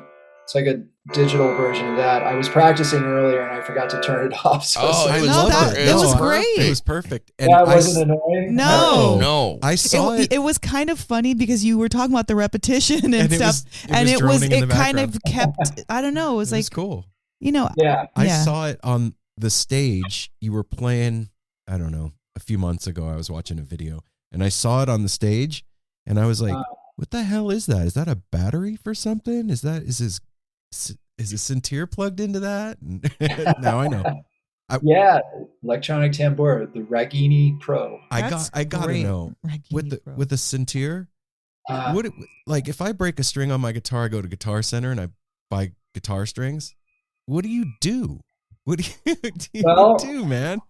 That's what I asked Hassan Hakmoun, who's a good friend of ours, great Gnawa musician, and he was busting my balls, but he said, you got to go to the butcher shop, you got to get some intestines, you got to get them home, scrape all the shit out of them, hang them up, dry them out, then twist them. And I was like, really? And he's got, no, I'll just give you some. So whenever I know somebody that's going to Morocco, I always ask them to bring me back some strings, because you can get them in the Gemofana in the market.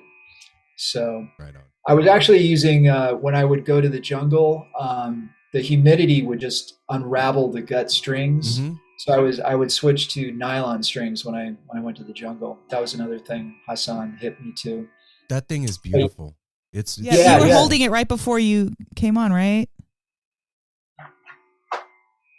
Yeah, look at that. Yeah, wow. So check that out. That's amazing. Isn't that cool? Yeah. The detail on the side. This one's been hot rodded.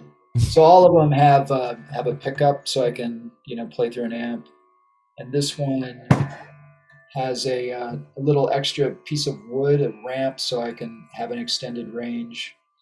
And they don't traditionally have tuners like guitar tuners. They traditionally the strings are just attached with a leather strap, like kind of a Cora, if you've ever seen a Cora. So I had these tuners put on, and so it's 3 strings, and one, I don't know if you can see, but the middle string only goes halfway up the neck. So it might be kind of hard it's like goes right into a little hole. Yeah, and it's just a drone string. So it's two low strings tuned to 4th apart, D and G, and then an octave in the middle. Oh, that's amazing.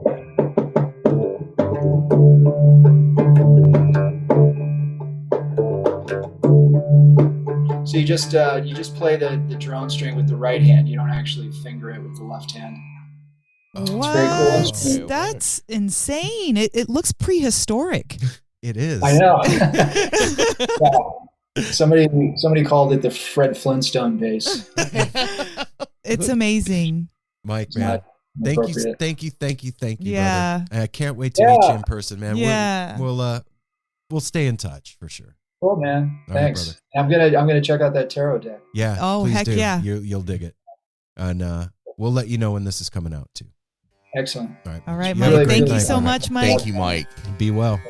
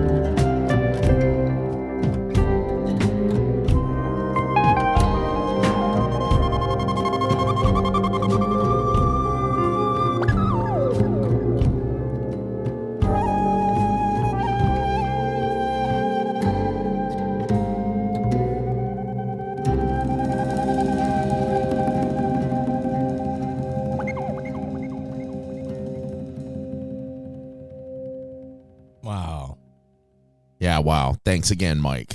Mike. Once again. Yeah. I know I said it at the beginning of the episode, but it bears repeating.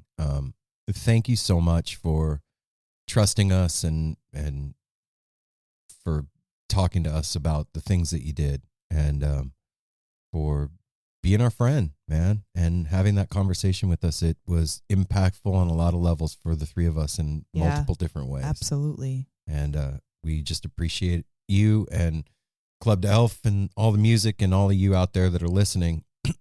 We have some commercials for you before we continue. Ready, set. It's electric. Fish lights. That is. That was cool.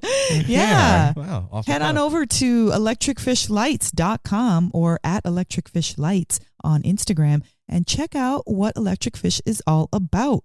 They are about bringing you actually pretty dang amazing lights. Yeah. I mean, It's in not the just name. that simple. It is in the name, Electric Fish Lights. It is made with this thing called IQ technology, and these are like really creative design light fixtures for your home that can be in the shape of basically anything you want, a cartoon character, or they can be like Art Deco and be fancy. They can be silly. They can be a sports team that you love.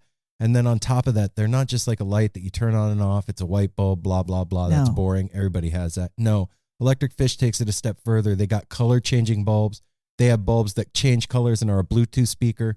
So this light can actually be like an interactive display thing in your home for you to hang You want out music with. in your bathroom? Done. If you've got an Electric Fish light. You want one put Light behind and your music. toilet. Now your toilet makes flashy lights and music, and you can Disco listen to Fish. toilet. Yeah. And so, to understand it better, go over to their Instagram at Electric Fish Lights, and you can look at all of the things they've done. This will spark something, and I'm sure you want a light made for. So and they're giving us 25% off. So Yeah. put in the promo code NSR when you check out. You're going to get 25% off. You're going to get some Delaware magic, which could be anything from a free T-shirt to a crystal to a calendar from 20 years ago with a bunch of stuff on it that you have no idea what they're talking about. We don't know what that's going to be.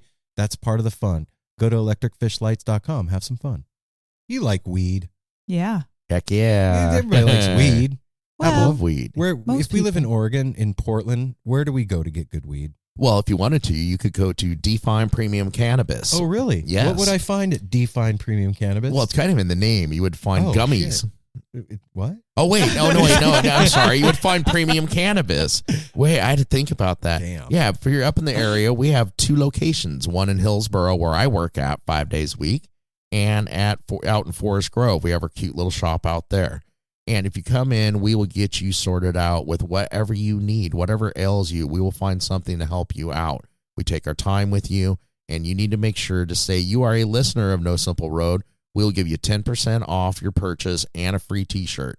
You wear that T-shirt back, that's an extra 5% on top of the 10% for 15% man. every time you come and I'm visit so us. confused. So wait, you'll help me out, but will you also help me in? Yes. All right. Well, we will help you into the shop. We do that. We open the doors for people sometimes and hold them for them, and then we walk you out sometimes. Yeah, go We're check very it out. friendly. Apple's friendly, Define's friendly. It's premium cannabis. Like he said, it's in the name. You want good weed? Go there. Forest Grove, Hillsboro. There, put that in your pipe and smoke it. Well, Yeah. you probably You really could. can. Yeah. If you listen to all our advice from our sponsors. Yeah. Hey, everybody, it's Aaron. And Mel. And Apple. We're back again. We're back again. At Like the back. tag team. Mm-hmm. Like Back in black. Thank you, Oh. Apple. You stole my line. Yeah, like any of them. Back in the day, did you watch WWF? Oh yeah. WWF. It wasn't WWE yet. Mm-mm. Yeah. WWE was a Yes. thing. World Wrestling Federation. So who was your? I don't know why we're talking about this. There's no point to this. Well, I'm I just loved wondering. Captain Lou Albano because I loved his beard, and I loved Brutus the Barber Beefcake. Why? I had a poster of him in my room. Was he hot? I guess so, but not like I wouldn't think that nowadays. But I guess that's what I was kind of like Okay. crushed on. I loved Randy Macho Man Savage. I think he was my favorite. Yeah, Yeah. I like the whole like love thing between him and her, and like that was great. I love Jimmy Superfly Snuka and Ultimate Warrior. So you were a huge wrestling I was fan. a huge. I was going to say she's rattled off more than most people yeah, could. Andre the Giant with the freaking Ultimate Warrior was one of my favorites, and I loved Hacksaw. Oh, the Jim Hacksaw Jim Duggan. Dude, I'm. Do you guys remember the Junkyard Dog? Yes. Oh yeah, and that then, was my favorite. Yeah, dude, what was like me and my brother's thing was we would watch wrestling and then we would wrestle.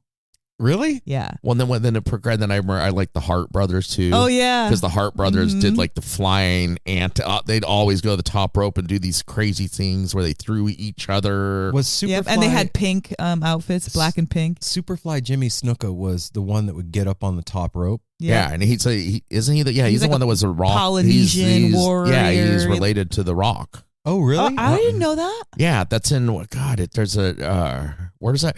Oh, the Young Rock that the show? Like, show gets into that of the history of the wrestling that I know runs his deep in that grandmother family. Yeah. So we've decided that No Simple Road isn't a music podcast anymore. It's now a WWF recap. We're gonna Oh my God! Start watching old Which episodes. I know if our good buddy Danny is out there and hears this, he'll be thrilled because Danny is an walking encyclopedia of everything wrestling. Really? Yes. So I remember. He's our first guest. He was on the show. Yeah, Danny was on the show. He was on the show at the very Fifth episode or beginning. something. I remember being like maybe 10 or 11, and I was visiting my mom in Las Vegas, and there was like a big screen, like back in the early 80s, like a big screen TV was the size of a chest of drawers. It was huge. And they had one in the living room, and we watched wrestling on it. And it was the night that I found out that wrestling wasn't real. Oh, What? no. Yeah. Wait, what? Well, okay. Well, it is real. They get fucked up. I really believed all of it. And that it wasn't choreographed. My sister and my mom were like, it's just like dance. It's choreography. And they already know what moves they're going to do. And this is all a script and blah. And it crushed my little 10-year-old heart. Aww. It was such a drag. But it they were ruined giving it you for me. legit information. I know. Life They were trying be to, like that. you know how like when people are like, well, why did you lie to your kid about Santa? Like, they were trying to not lie to you about something. I know. And you're 10 they're thinking that you enlightening can you. kind of like, take it by then. Give me a minute. I man. just remember when we always used to wrestle because that was when we were like 13 or when so. I met you. We're me, you, and our buddy Chris and Henry. We'd be wrestling out in the front yard, like in the grass. We'd mess ourselves up several times, like sprinkler head broken, kneecap hit it. Just we do it until somebody was wounded. Got I hurt, remember yeah. one time jumping up in the air and giving Henry, our friend Henry, was this like very slight Asian cat, and I came down with a flying elbow in the middle of his What's back. a slight? He was very skinny. Oh. He was not a big dude, and I flying elbowed him in the back, like right between his shoulder blades, like for real, because we didn't know what the fuck, we were just hurting each other. Yeah. And that I felt so bad because he couldn't breathe. And he's Oh my God, you can really hurt somebody doing this. Yeah, I don't know why. A flying elbow to the. I know that's frickin' interesting that you back. brought that up. We'll go down this enthusiastic road of talking Oh, about sure, wrestling. Let's keep going. Well, I remember too at my house. We do it at my house. I don't know if it was you. It was you, Henry. Somebody flipped me over them, and my knee went through the wall, through the driveway, which is one I later, like months later, I hung Cover up it with a poster. Poster. So then it eventually explained to my mom. She's like, "And what happened here?" Well, you see, Mom, we were on acid. We were wrestling. Boys will be boys. Whoops. Yeah. Anyway, yeah, that was fun taking that little walk down WWF memory lane. Yeah, it was, brother. Yeah. I just Oh yeah.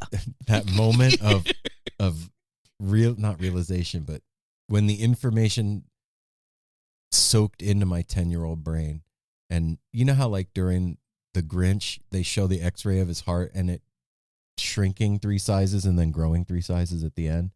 You probably could have seen my little 10-year-old heart snap in half, and like it ruined wrestling for me. Your heart had tears forevermore. Yeah, and I get not wanting to lie to your kids and like all that, but fuck, man. Reality is harsh, man. It ain't nothing easy. No. So wrestling was going to be the first of many to come. Yeah. And then I found and they out were that probably Santa being wasn't real. Yeah, 10 is a hard year to be a kid because you find out a lot of things about yourself, about your parents, about society, and you have to face it. And nobody really teaches you how to face that. I still feel like that. I feel like I have to face things that nobody's taught me how to face at 50. Maybe that's true still. I mean, okay, Mel. I think it's time for the Easter Bunny talk. What? We've been putting this one off with He's Aaron. cute. The Easter Bunny's rad. Yeah, he is. Happy Easter, everybody. What? Nothing. There's something Never you mind. wanted to Never mind. bring up? No. Tooth Fairy. Shut up, dude. Anyway, everybody, doing No Simple Road, one of the most amazing. I'm turning the corner here. Okay, we're done with WWF. Yeah, Okay. WWE's done. Or F is done. Well, that's cool because we Are we did going smell WWE we now? did smell what you were cooking there. Wow, Apple. Anyhow, one of the coolest things about doing No Simple Road is being introduced to or finding new music. And some of the stuff that we found quickly becomes like the new favorite around the house and stuff that's on. Gets into the rotation. Yeah. And Club D'Elf was actually like one of those that I found through like a recommendation on Apple Music or something like that. Like if you That's like cool. this, I was listening to like Medeski, Martin and Wood or something like that. And it was like, if you like this, then you'll like Club D'Elf. And I remember the cover of the album is like geometric patterns. It looks like the beginning of a DMT journey. And I was like, oh, that's interesting. And you and I were out in the backyard building the fence. We were putting up the bamboo, the privacy fence. Yeah. And I put it on and I didn't know what to expect. Like, because I had no frame of reference other than if you like Medeski, Martin and Wood, you'll like this. Yeah. And it was so striking and awesome that I remember what we were doing the first time I listened to it. That's and was awesome. like, holy shit, this is not like anything else I've ever heard. And one of the coolest things about it is taking the indigenous instruments and like the Sintir, Yeah. and then those having a groove go with it, and then on top of that, the DJ. And what the DJ is spitting out, and the way that he explained that in the interview, like he's narrating what's going on. It's almost like the lead singer. Yeah, but it's like narrating what's going on energetically between the stage and the crowd, or like delivering downloads or messages to the people in the crowd that he is coming to him. Intuiting. Yeah, because think about this. Like if you're up there on the stage and you're the DJ, right? And he's not, he has to be pulling those samples from his memory of what he thinks would be cool, or to go what he with has that. loaded in there. You know what I'm saying? Oh yeah. There has to be a certain degree of preparation before he puts it on, because he has to be able to, at a whim, pull something up immediately. And a certain degree of like telepathy with the people Yes. you're performing with. Yes. Of knowing where, feeling it, and knowing where they're going to bring up all that stuff. Like the logistics of having all. I've always been amazed by DJs, like the deep cat. I mean, talk about a deep catalog. That's not just songs. yeah. That's noise. That's all kinds of things. Thousands. And to be able to access that and pull it up and throw that with out him, there. like, That's it's not just like sounds. It's, like Philip K. Dick novel intros and like, Ram Dass saying something, or like that is amazing to me. And I remember the orchestration that I always did have that question about whether a DJ was a musician or not. Is a DJ a technician or a musician is what I always like kind of asked myself. And in this interview, like Mike answered that. But they're both too. Like a guitarist is definitely a musician, but they're technical too. There's technical things you need to do in order to play the guitar. You have to know how to like plug it in. You have to know how to tune it. You have to know how to play certain chords. Like these are all technical things that need to occur before you can freestyle. Right. I think the thing that made me question whether a DJ was a musician or not is when you're playing any, I hope I say this right, like how I'm thinking it. When you play any other instrument, you're having to interact with melody and create melody or harmony, disharmony, resolution, non-resolution, tension, release, like all that is part of playing, physically playing music, right? But a DJ is relying on samples, memory recall in order to interact. Yeah, No, not and- notes but and also chords and everything. There's like dials and turns and different switches and stuff on a board that you need to know how to utilize also just as fast as a drummer or a guitarist. Yeah. Like you can't just like, you know, go off unless you've pre-recorded something and you're just playing it. If you're an interactive DJ, you're playing your computer, your soundbite, whatever the thing is, you're playing it. And you're also, I think too, like the more I think about it, you are involved with rhythm. Yeah. Because you're waiting for the drop, or like I'm thinking about like a DJ like Tipper. You know what I mean? That guy has a command of rhythm in such a way that he can make it drip, you know? So it's think about like I've heard people say collaging is for people who don't know how to draw or something like that. It's one of those kinds of like backhanded things. Rude. No, it is a totally like one of those backhanded things because it's like not real art because you're using other people's art. But when you're putting things together, that's art. Even if it's not yours initially, if you've joined it with something else, you've created a new thing at that point. Yeah, if I And took that the is eye art. of the Mona Lisa and the face from Starry Night and Bertha and Exactly. something else and put it all together in something that I thought was coherent or expressed myself, That's be art. damned if Yeah. it's And not it art. speaks. So that's the same thing with like DJs create music. They create in like a vibe. They create energy, momentum. They like can quiet a room the same way that a musician can. They can raise it up. Like they're incredible. And DJs are like, that's with why they get paid so much. With a band like Club D'Elf too, it's like they're mining a groove. Do you get what I mean by that? It's like, let's take this thing as far as we can go with it. And that's where that Sintir comes in with like its droning kind of vibe, and then just like staying on that and mining that for all it's worth. And then you think about what goes on between musicians while they're playing, and like we take it for granted as far as like ear listening to each other and when they're playing, and the level of listening that's going on that stage when that particular band is playing, it's insane to be able to feel where everybody's at in a groove where there's no framework really. It's just the droning rhythm that's driving it. That's nuts. and not leaving the audience out. Like Yeah, playing that's- off that as well. yeah. That's crazy. That's why I love stuff like that. And like I said at the beginning, like it's a psychedelic buffet. It's, if you're into sampling, then you got that. If you're into drone, you got that. If you're into awesome, keyboard stuff, you got that. If you're into a drummer that's amazing, yep, that's there too. Like if you want something super trippy, oh, we got that. Like awesome. I can't wait to see them live. That's, sometimes you go to a show and it's awesome and you saw a great concert and that's cool.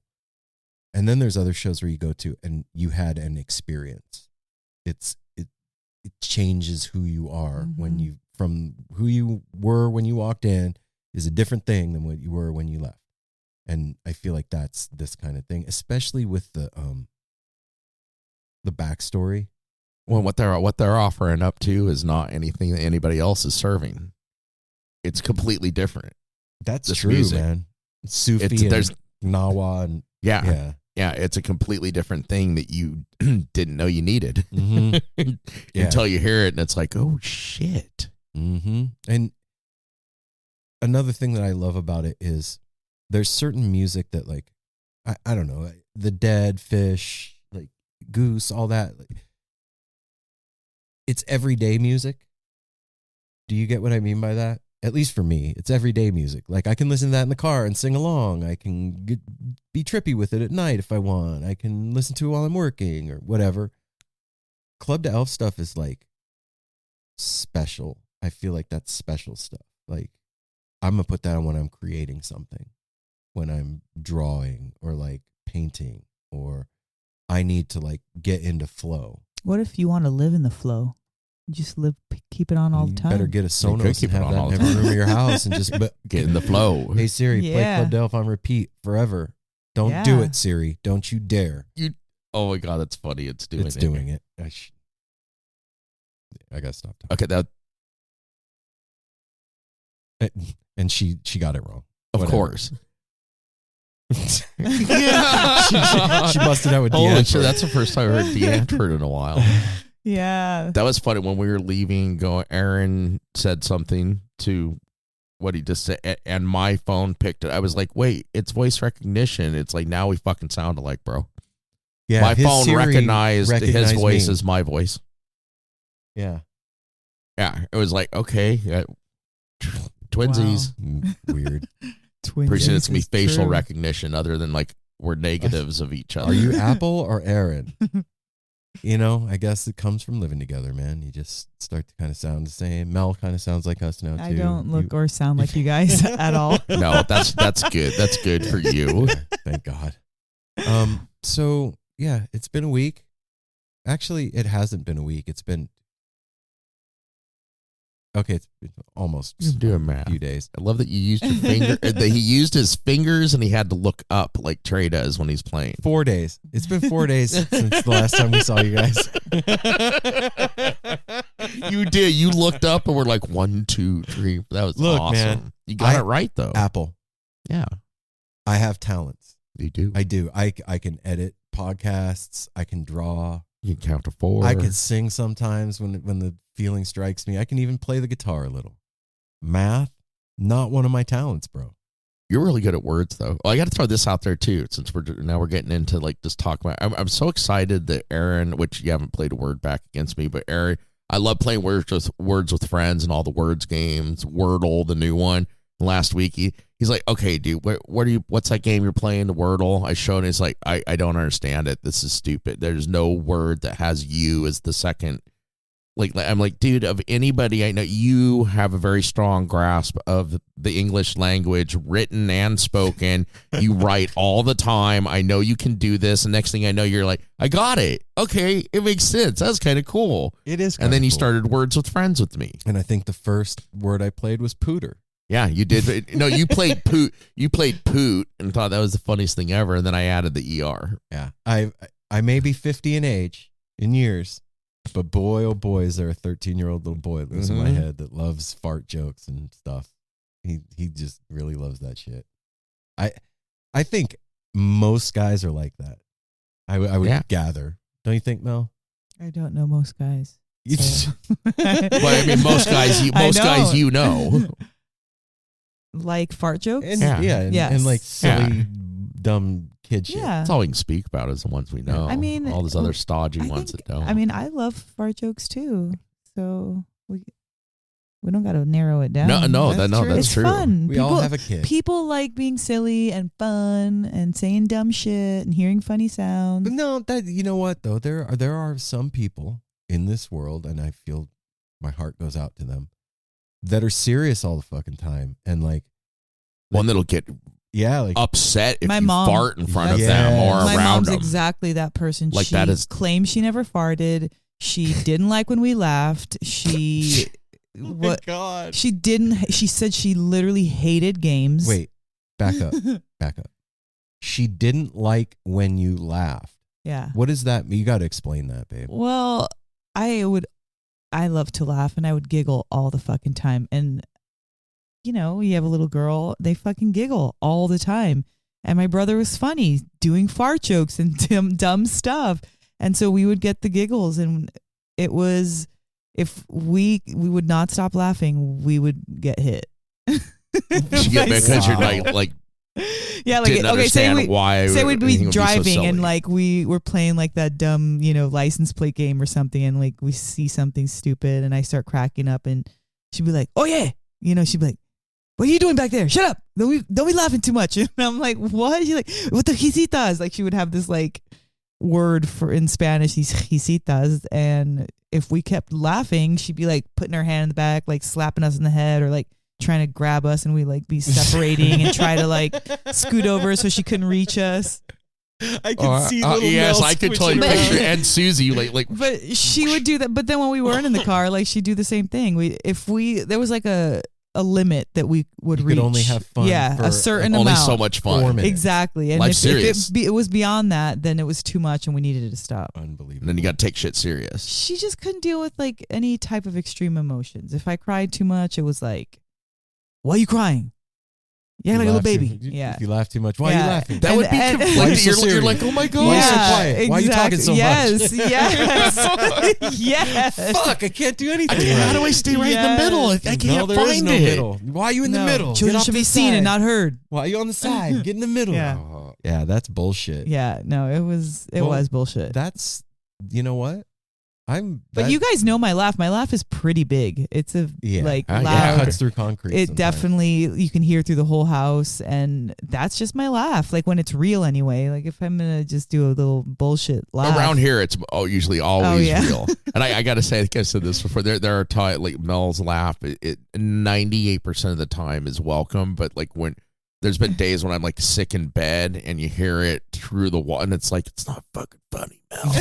Which you not know that it funny. is. And then I'm like, it's like I'm missing out on something that's fucking hilarious. But I don't feel like being happy right now. Well, Mom had the reverse. She had 2%. It was okay, and 98% Was not okay. Wow. You know, I'm grateful every day that you and I are married. It's the best thing ever in my whole life, ever. But that makes me even happier. What?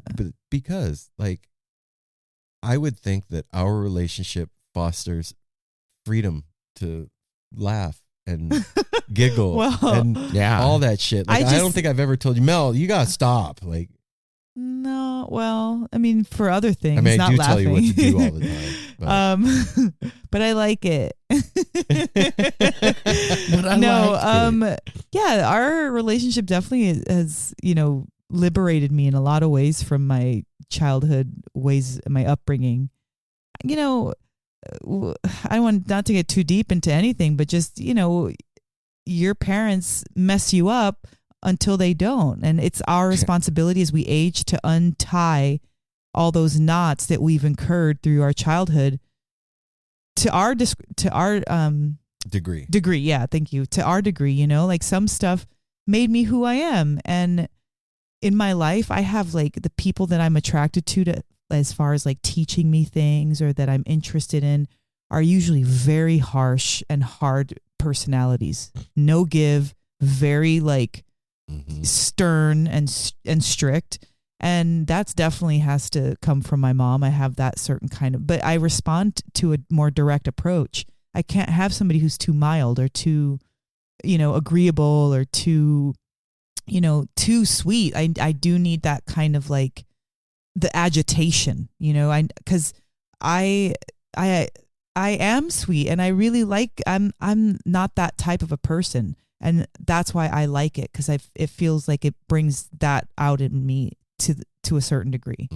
So I ain't mad at my mom about any of that stuff anymore. Like when I talk about it, it's fucked up. It really is. But at the same time, it's like, that's my life. Like, yeah, and that's who I am, and that's how I like grew up, and that's what I know, and like it's okay to me now. Like I've forgiven that, and like I've grown over it, and like And that's a hard thing when you're growing up. Sometimes let go. I had that conversation with my mom like a year ago. I was getting. I think I still do sometimes I just don't feel like talking for a long time with her, and I'd find myself getting upset with her, and I had to avoid.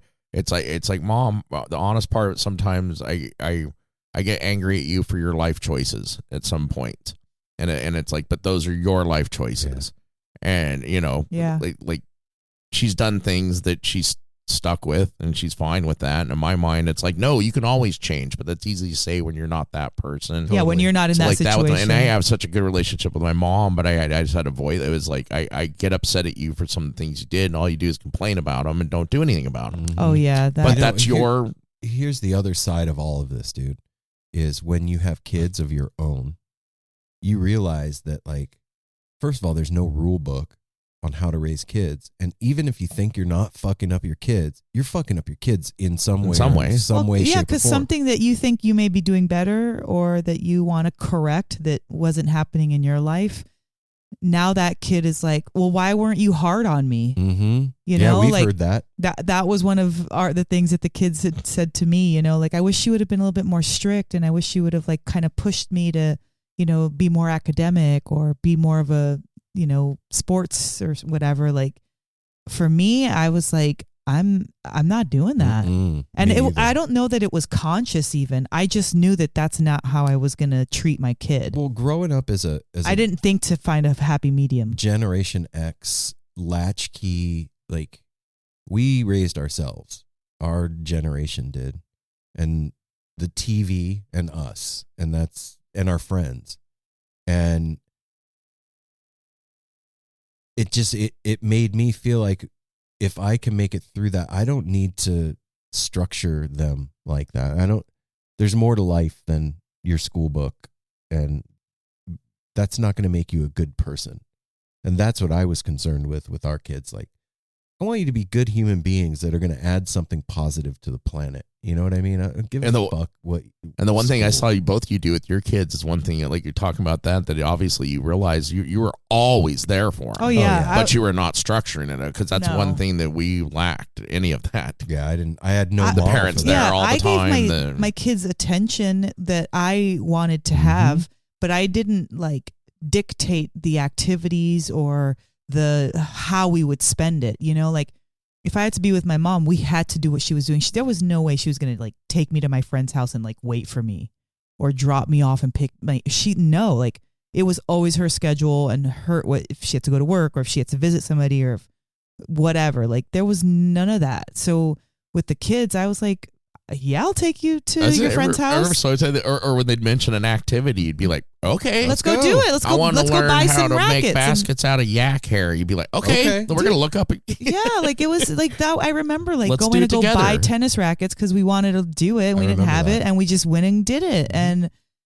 buying a football and going to play with, in the park. Like, I just wanted to be hanging out with my children. I didn't want them to, like, be intrusive into my life. I wanted them to be in my life. Yeah, it's tough, man. It's a trip thinking back on all that stuff and, like, putting the pieces back together when you're older, of, like,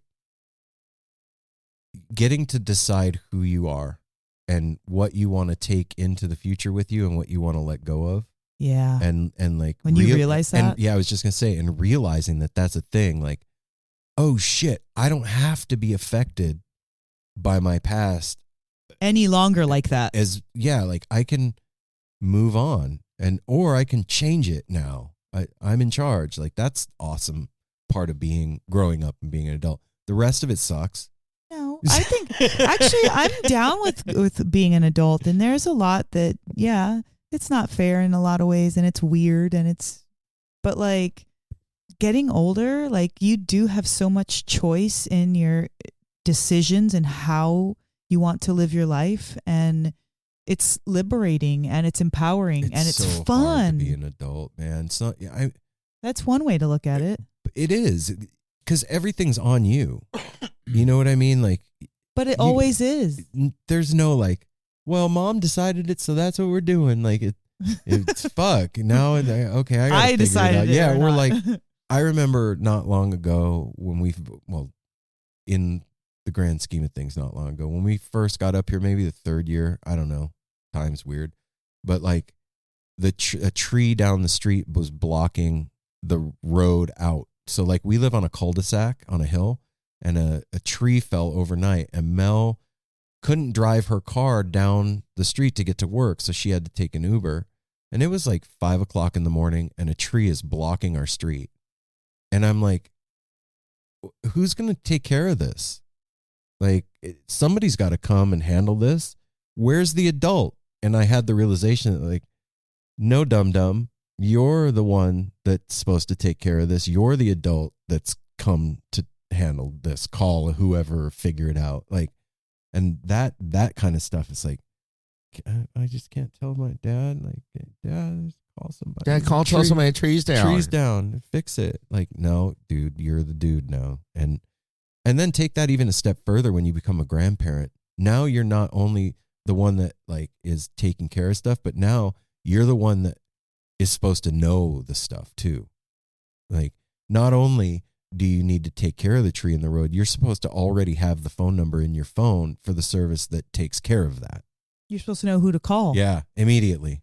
And that part of adulting sucks. And I even saw today an app that like young adults can download, and it helps them with becoming an adult. Navigating. How? Like you can ask it questions about adulting. Like, I need to better organize my finances. And then it'll give you steps to organize your finances. Or like, I'm having a hard time with, I don't know, making sure I check my mail on time.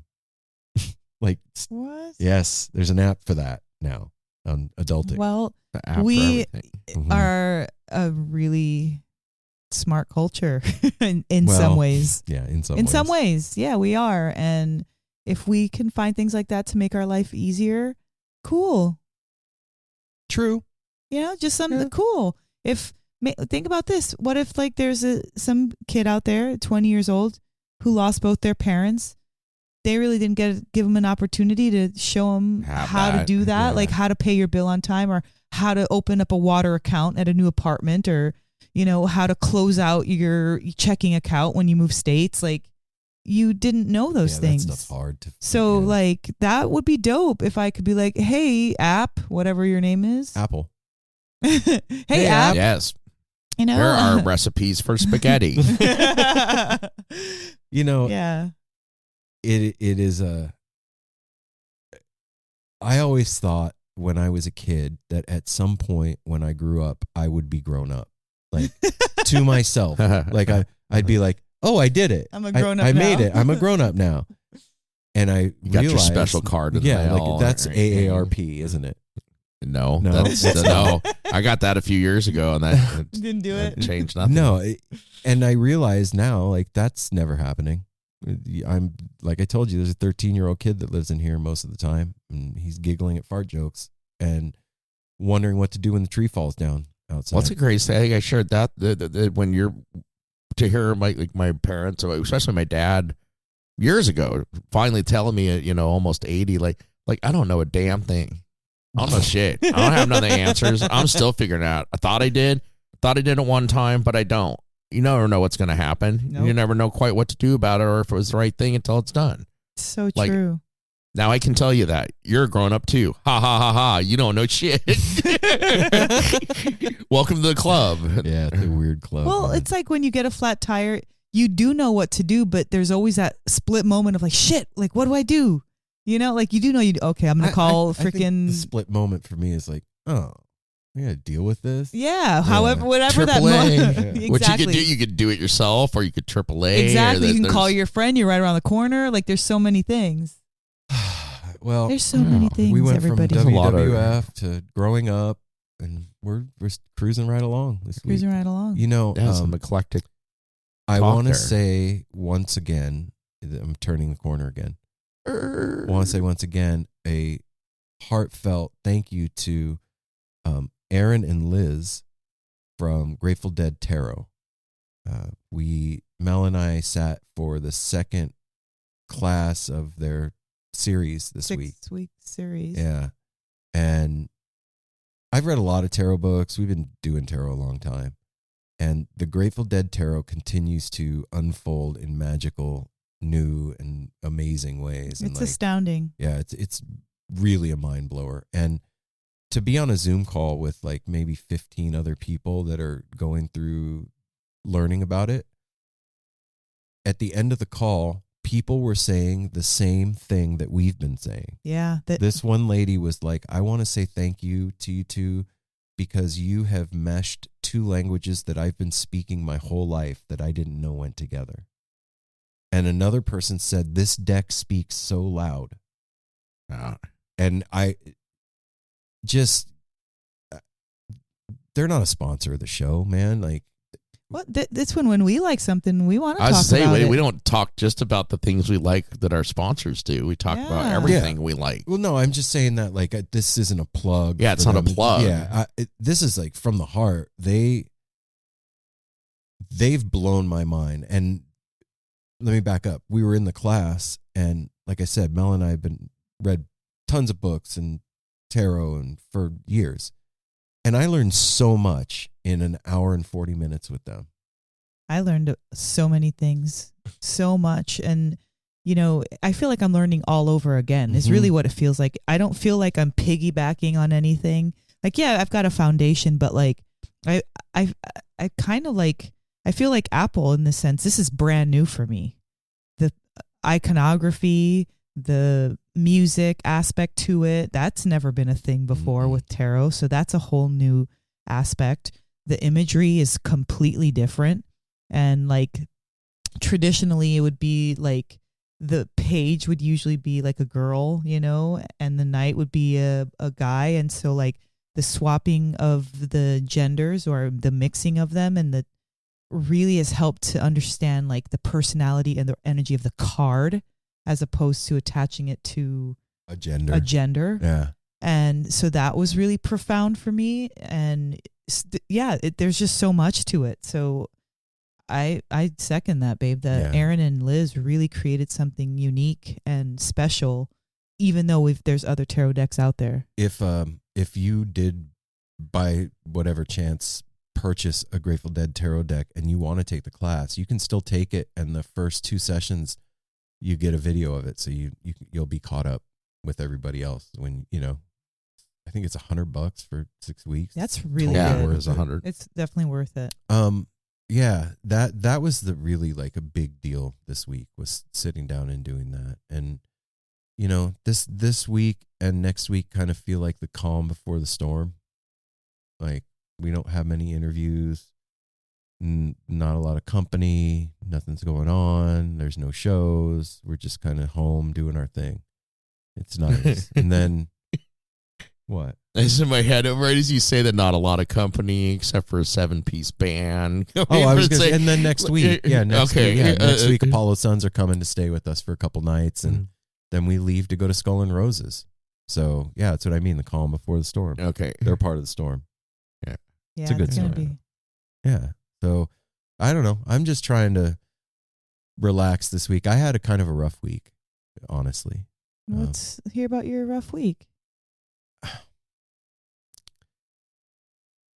I've just been missing my dad a lot lately for whatever reason. I don't know. Does there need to be one, though? Well, no, there doesn't. But normally there would be like, oh, this happened, made me think of him. And now, but there's just like, well, there's a rebirth going on with a lot of stuff. Yeah, and I got a lot of your dad around. I got questions that I need answers to that only he could answer, and about business and shit. And he was so good with that. Like anything I brought him regarding entertainment, business, any of that stuff, like instantly knew the answer, and it was like the best answer possible because it was an answer wrought through experience and fucking up and blowing it and then fixing it and doing it right and succeeding. So he could tell you, don't do this because this, and this are going to happen. Make sure you do this because this takes care of, you know what I mean? Like it was this full thing, and like, I don't know, just really was having a rough go. And like the first part of the week, I didn't know what it was. I just felt kind of out of sorts with myself and like blue. And then through the week, trying to figure it out, I finally did, and lost my shit with Mel in the driveway the other day. But yeah, It's not you losing your shit at all. You allowed yourself one single tear to come down while you were telling me. That's Lost his not shit. blue we your have it shit. together for 100%. Yeah, plan. really. There it goes. And Darwin hurt himself last weekend, and was difficult. He's You so got much better. you got scared. That's what happened. Yeah. Darwin got hurt. It freaked you out. It made you think of your dad in addition to all the other reasons why you were thinking about him. Wow, I didn't even put that together. And it Mortality. brought it up, and you were having a hard go with it, Yeah. especially after the show.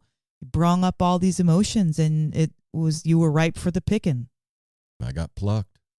And it good. Yeah, no, it's not bad. No, Dang, I we're- know this is good because you're still grieving. You're the loss of your dad. It's not like, oh well, he's been gone for a year now, so it's done. That's No, done. it's a lifetime of missing your parent for no reason, or because you saw something that they liked, or you smelled something that smells like them, or it's a lifetime. Yeah. Like sometimes I think about my uncle so much, and then I go weeks without thinking about him. And I'm like, oh my God, I can't believe I haven't thought about my uncle. And I start missing all the things that we did. Like grief is a part of us. It doesn't go away. It doesn't have a timestamp. But you know what? On the flip side of that, like the end of the week, Mel and I on Saturday, we had a rare Saturday where we didn't have any podcast business going on. And Mel and I went to the Saturday market here in Portland. And that's a thing. It goes on from May until Christmas Eve. March. March? Yeah. Oh, okay. We're Yeah. in March. Sorry. Jesus. March. Jesus March. Till Christmas Eve. And it's like a permanent shakedown here ish type thing. And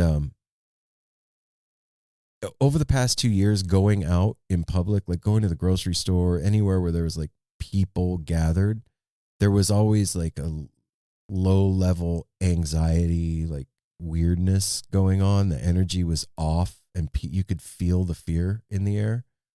And going down to the Saturday market this past weekend, there was just smiles everywhere. The sun was out. The cherry blossom trees were blooming. There was they were music bloomed. playing. There was kids dancing around and running and screaming and having fun. Smell of food in the air. Everybody congregating and having a good time and laughing and smiling at each other. And that feeling of like low grade shade was gone. And it was replaced with like this primal springtime joy. And you could see it visibly on the faces of the people that were around. And even the people like in the booths that Mel and I talked to, they were like, wow, what a day. Like, we needed this. And it really made me feel rejuvenated and like that everything's going to be okay as far as all that bullshit is concerned. Like, okay. Or at least just everything is okay right now. Yeah. It was really cool, man. I had a great time. It was, I said to you that I was like, I want to go see the cherry blossoms.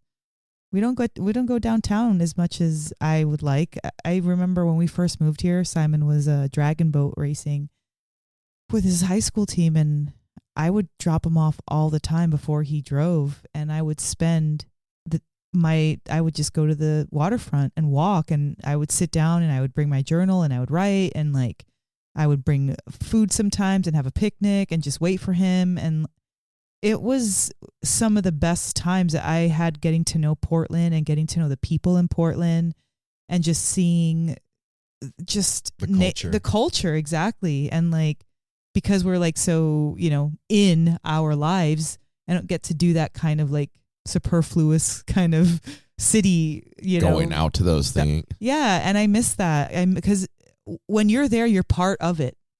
And so you're bringing your energy to Portland. You're bringing your energy toward that waterfront, and it felt good. It made me feel proud of our city again. It felt good to be part of it. It felt good to be walking amongst everybody and being one person, one couple at the Portland, market, like feeding it. You know, we're out too. We're contributing here. Yeah, it was a really great time and got some really cool. It's always great when you get like some kind of trinket or article of clothing that makes you feel like it's yours or feel like yourself. And I ended up getting 2 skirts there. Aaron got me a couple skirts that I just fell in love with both of them. And usually I wouldn't get 2 of anything like that. I'll be like, no, we don't need to get 2. That's fine. But they were both. Those 2 you can't pick between one right? or like, the other. They're both I brought them home dope. and everybody loved them. They're amazing. I want to wear them. Mm-hmm. Yeah, and even Aaron found this amazing hoodie there. So it just felt like such a really good, like, it felt like we were supposed to be there. It felt like we. I want to go down there and get, because I asked Mel, Yeah. I was like, did they have pants at that booth? He's like, yeah, they have pants. Oh, I dude, want well, there's pants made by that person. Yeah, like that they made have those like skirts. Nepalese and like, you know, Guatemalan stuff and like Indian hippie store. stuff. It was an amazing bohemian dream. Wooks are All the us. things. It said over the All door. Yeah, But then they wouldn't have anything. They'd be borrowing everything That's from the right. booths Hey, can we around. borrow them. those skirts? No, it's cool to have that back and to feel proud. Just being plugged back into Yeah, our life. city. Life is happening. It's Yeah. cool, man. About you, Apple?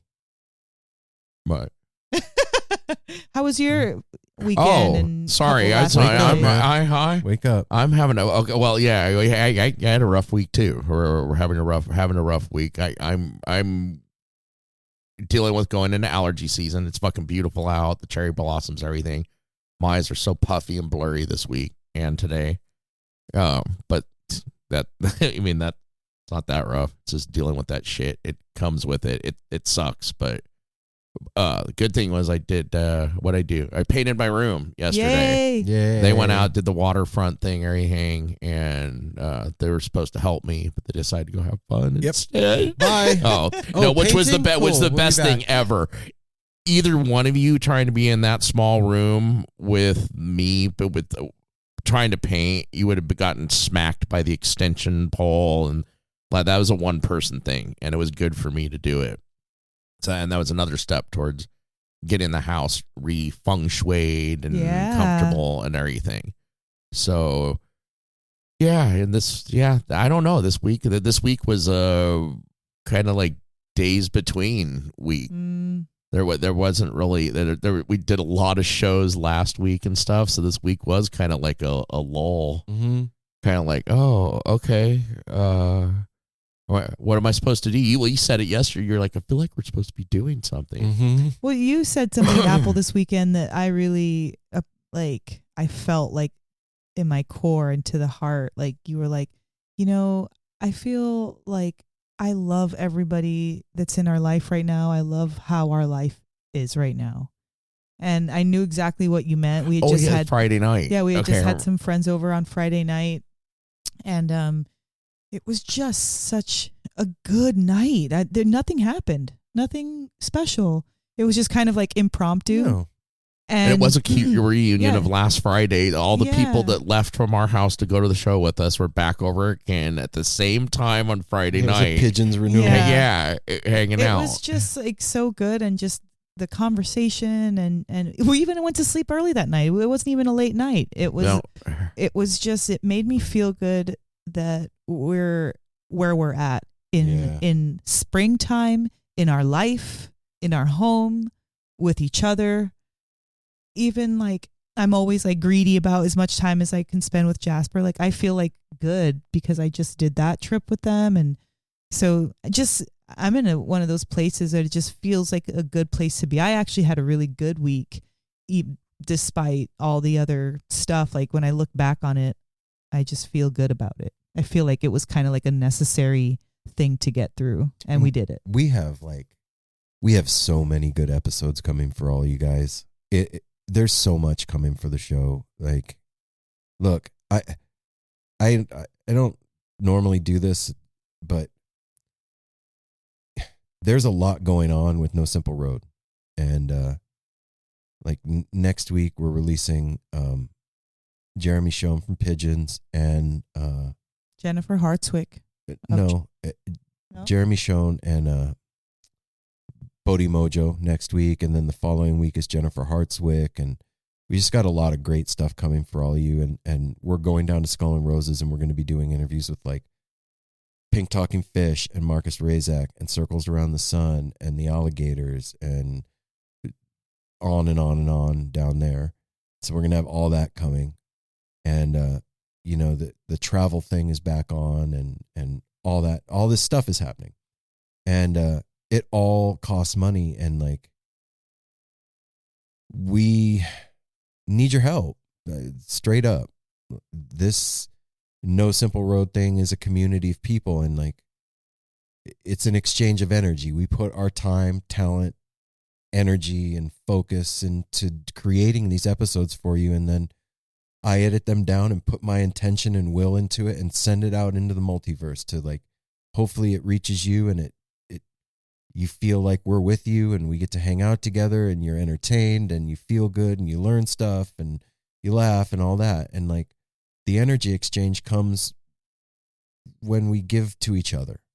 And so if you can, I know that a lot of us are strapped right now and we're part of that too. But if you're not, if you're in the position to like go to Patreon and become a Patreon subscriber for No Simple Road, we could really use it right now.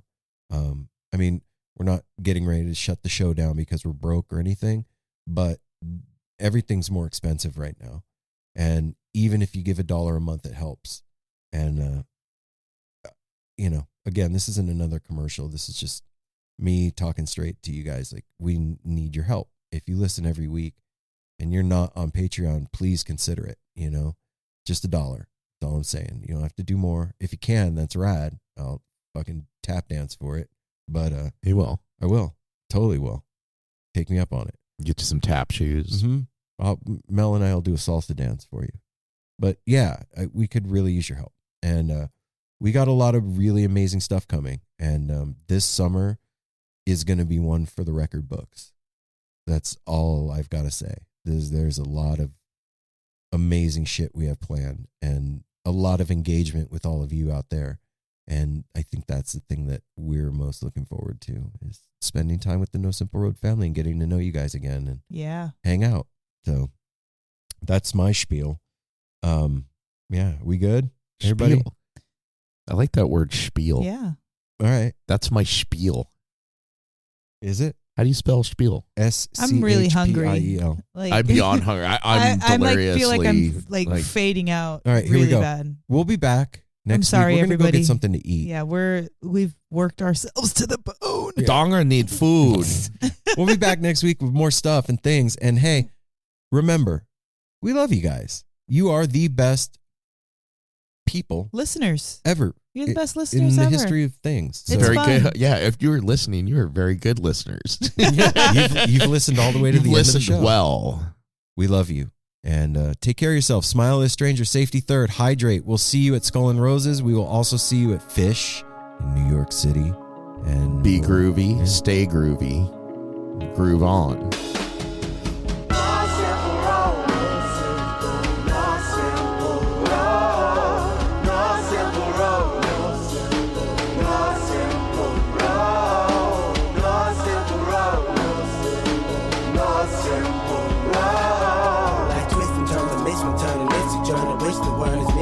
But it's a burden. Family needs has been deferred, and hella means been the earth, and alchemy can bring the birth, the melody of a newborn. So persistent, so resistant, so insistent, so commitment, so resilient, or haven't you learned it? One simple road.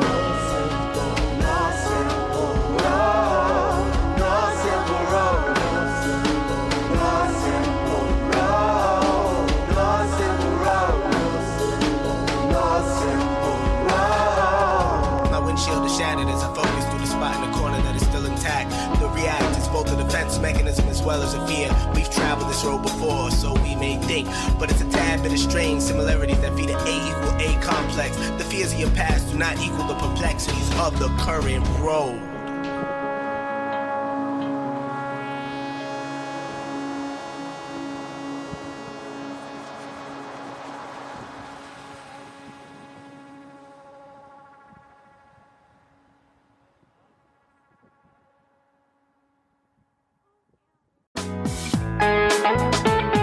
listeners, I want to tell you about the April-May 2023 issue of Relics magazine. Features a Dave Matthews Band cover story with additional articles and interviews with The National, Graham Nash, Wayne Shorter, ALO, Ivan Neville, our friend Eric Krasno and Stanton Moore, Marty Stewart, and much more. Check out the latest version of Relics and subscribe now at relics.com/DMB. Thanks, Relics. Ever wonder what a punch from Elton John feels like? Or how you'd cope with having turned down the chance to be in Nirvana? Or what signal Keith Richards gives when he wants you to get the hell out of his hotel room? Fans of Too Much Effing Perspective don't have to wonder, because they've heard these exact stories and a jillion others on our podcast. I'm Alex Hoffman, former tour manager for Radiohead. And I'm musician and comedy writer Alan Keller. On the TMEP show, we get guests like Nancy Wilson from Heart, Jeremiah Freites from the Lumineers, and Modern Family's Julie Bowen to tell us things they may have only shared with their therapist, clergy, or a TMZ stringer. So join us on Too Much Effing Perspective. That's EFFING Perspective. The only podcast you crank up to 11.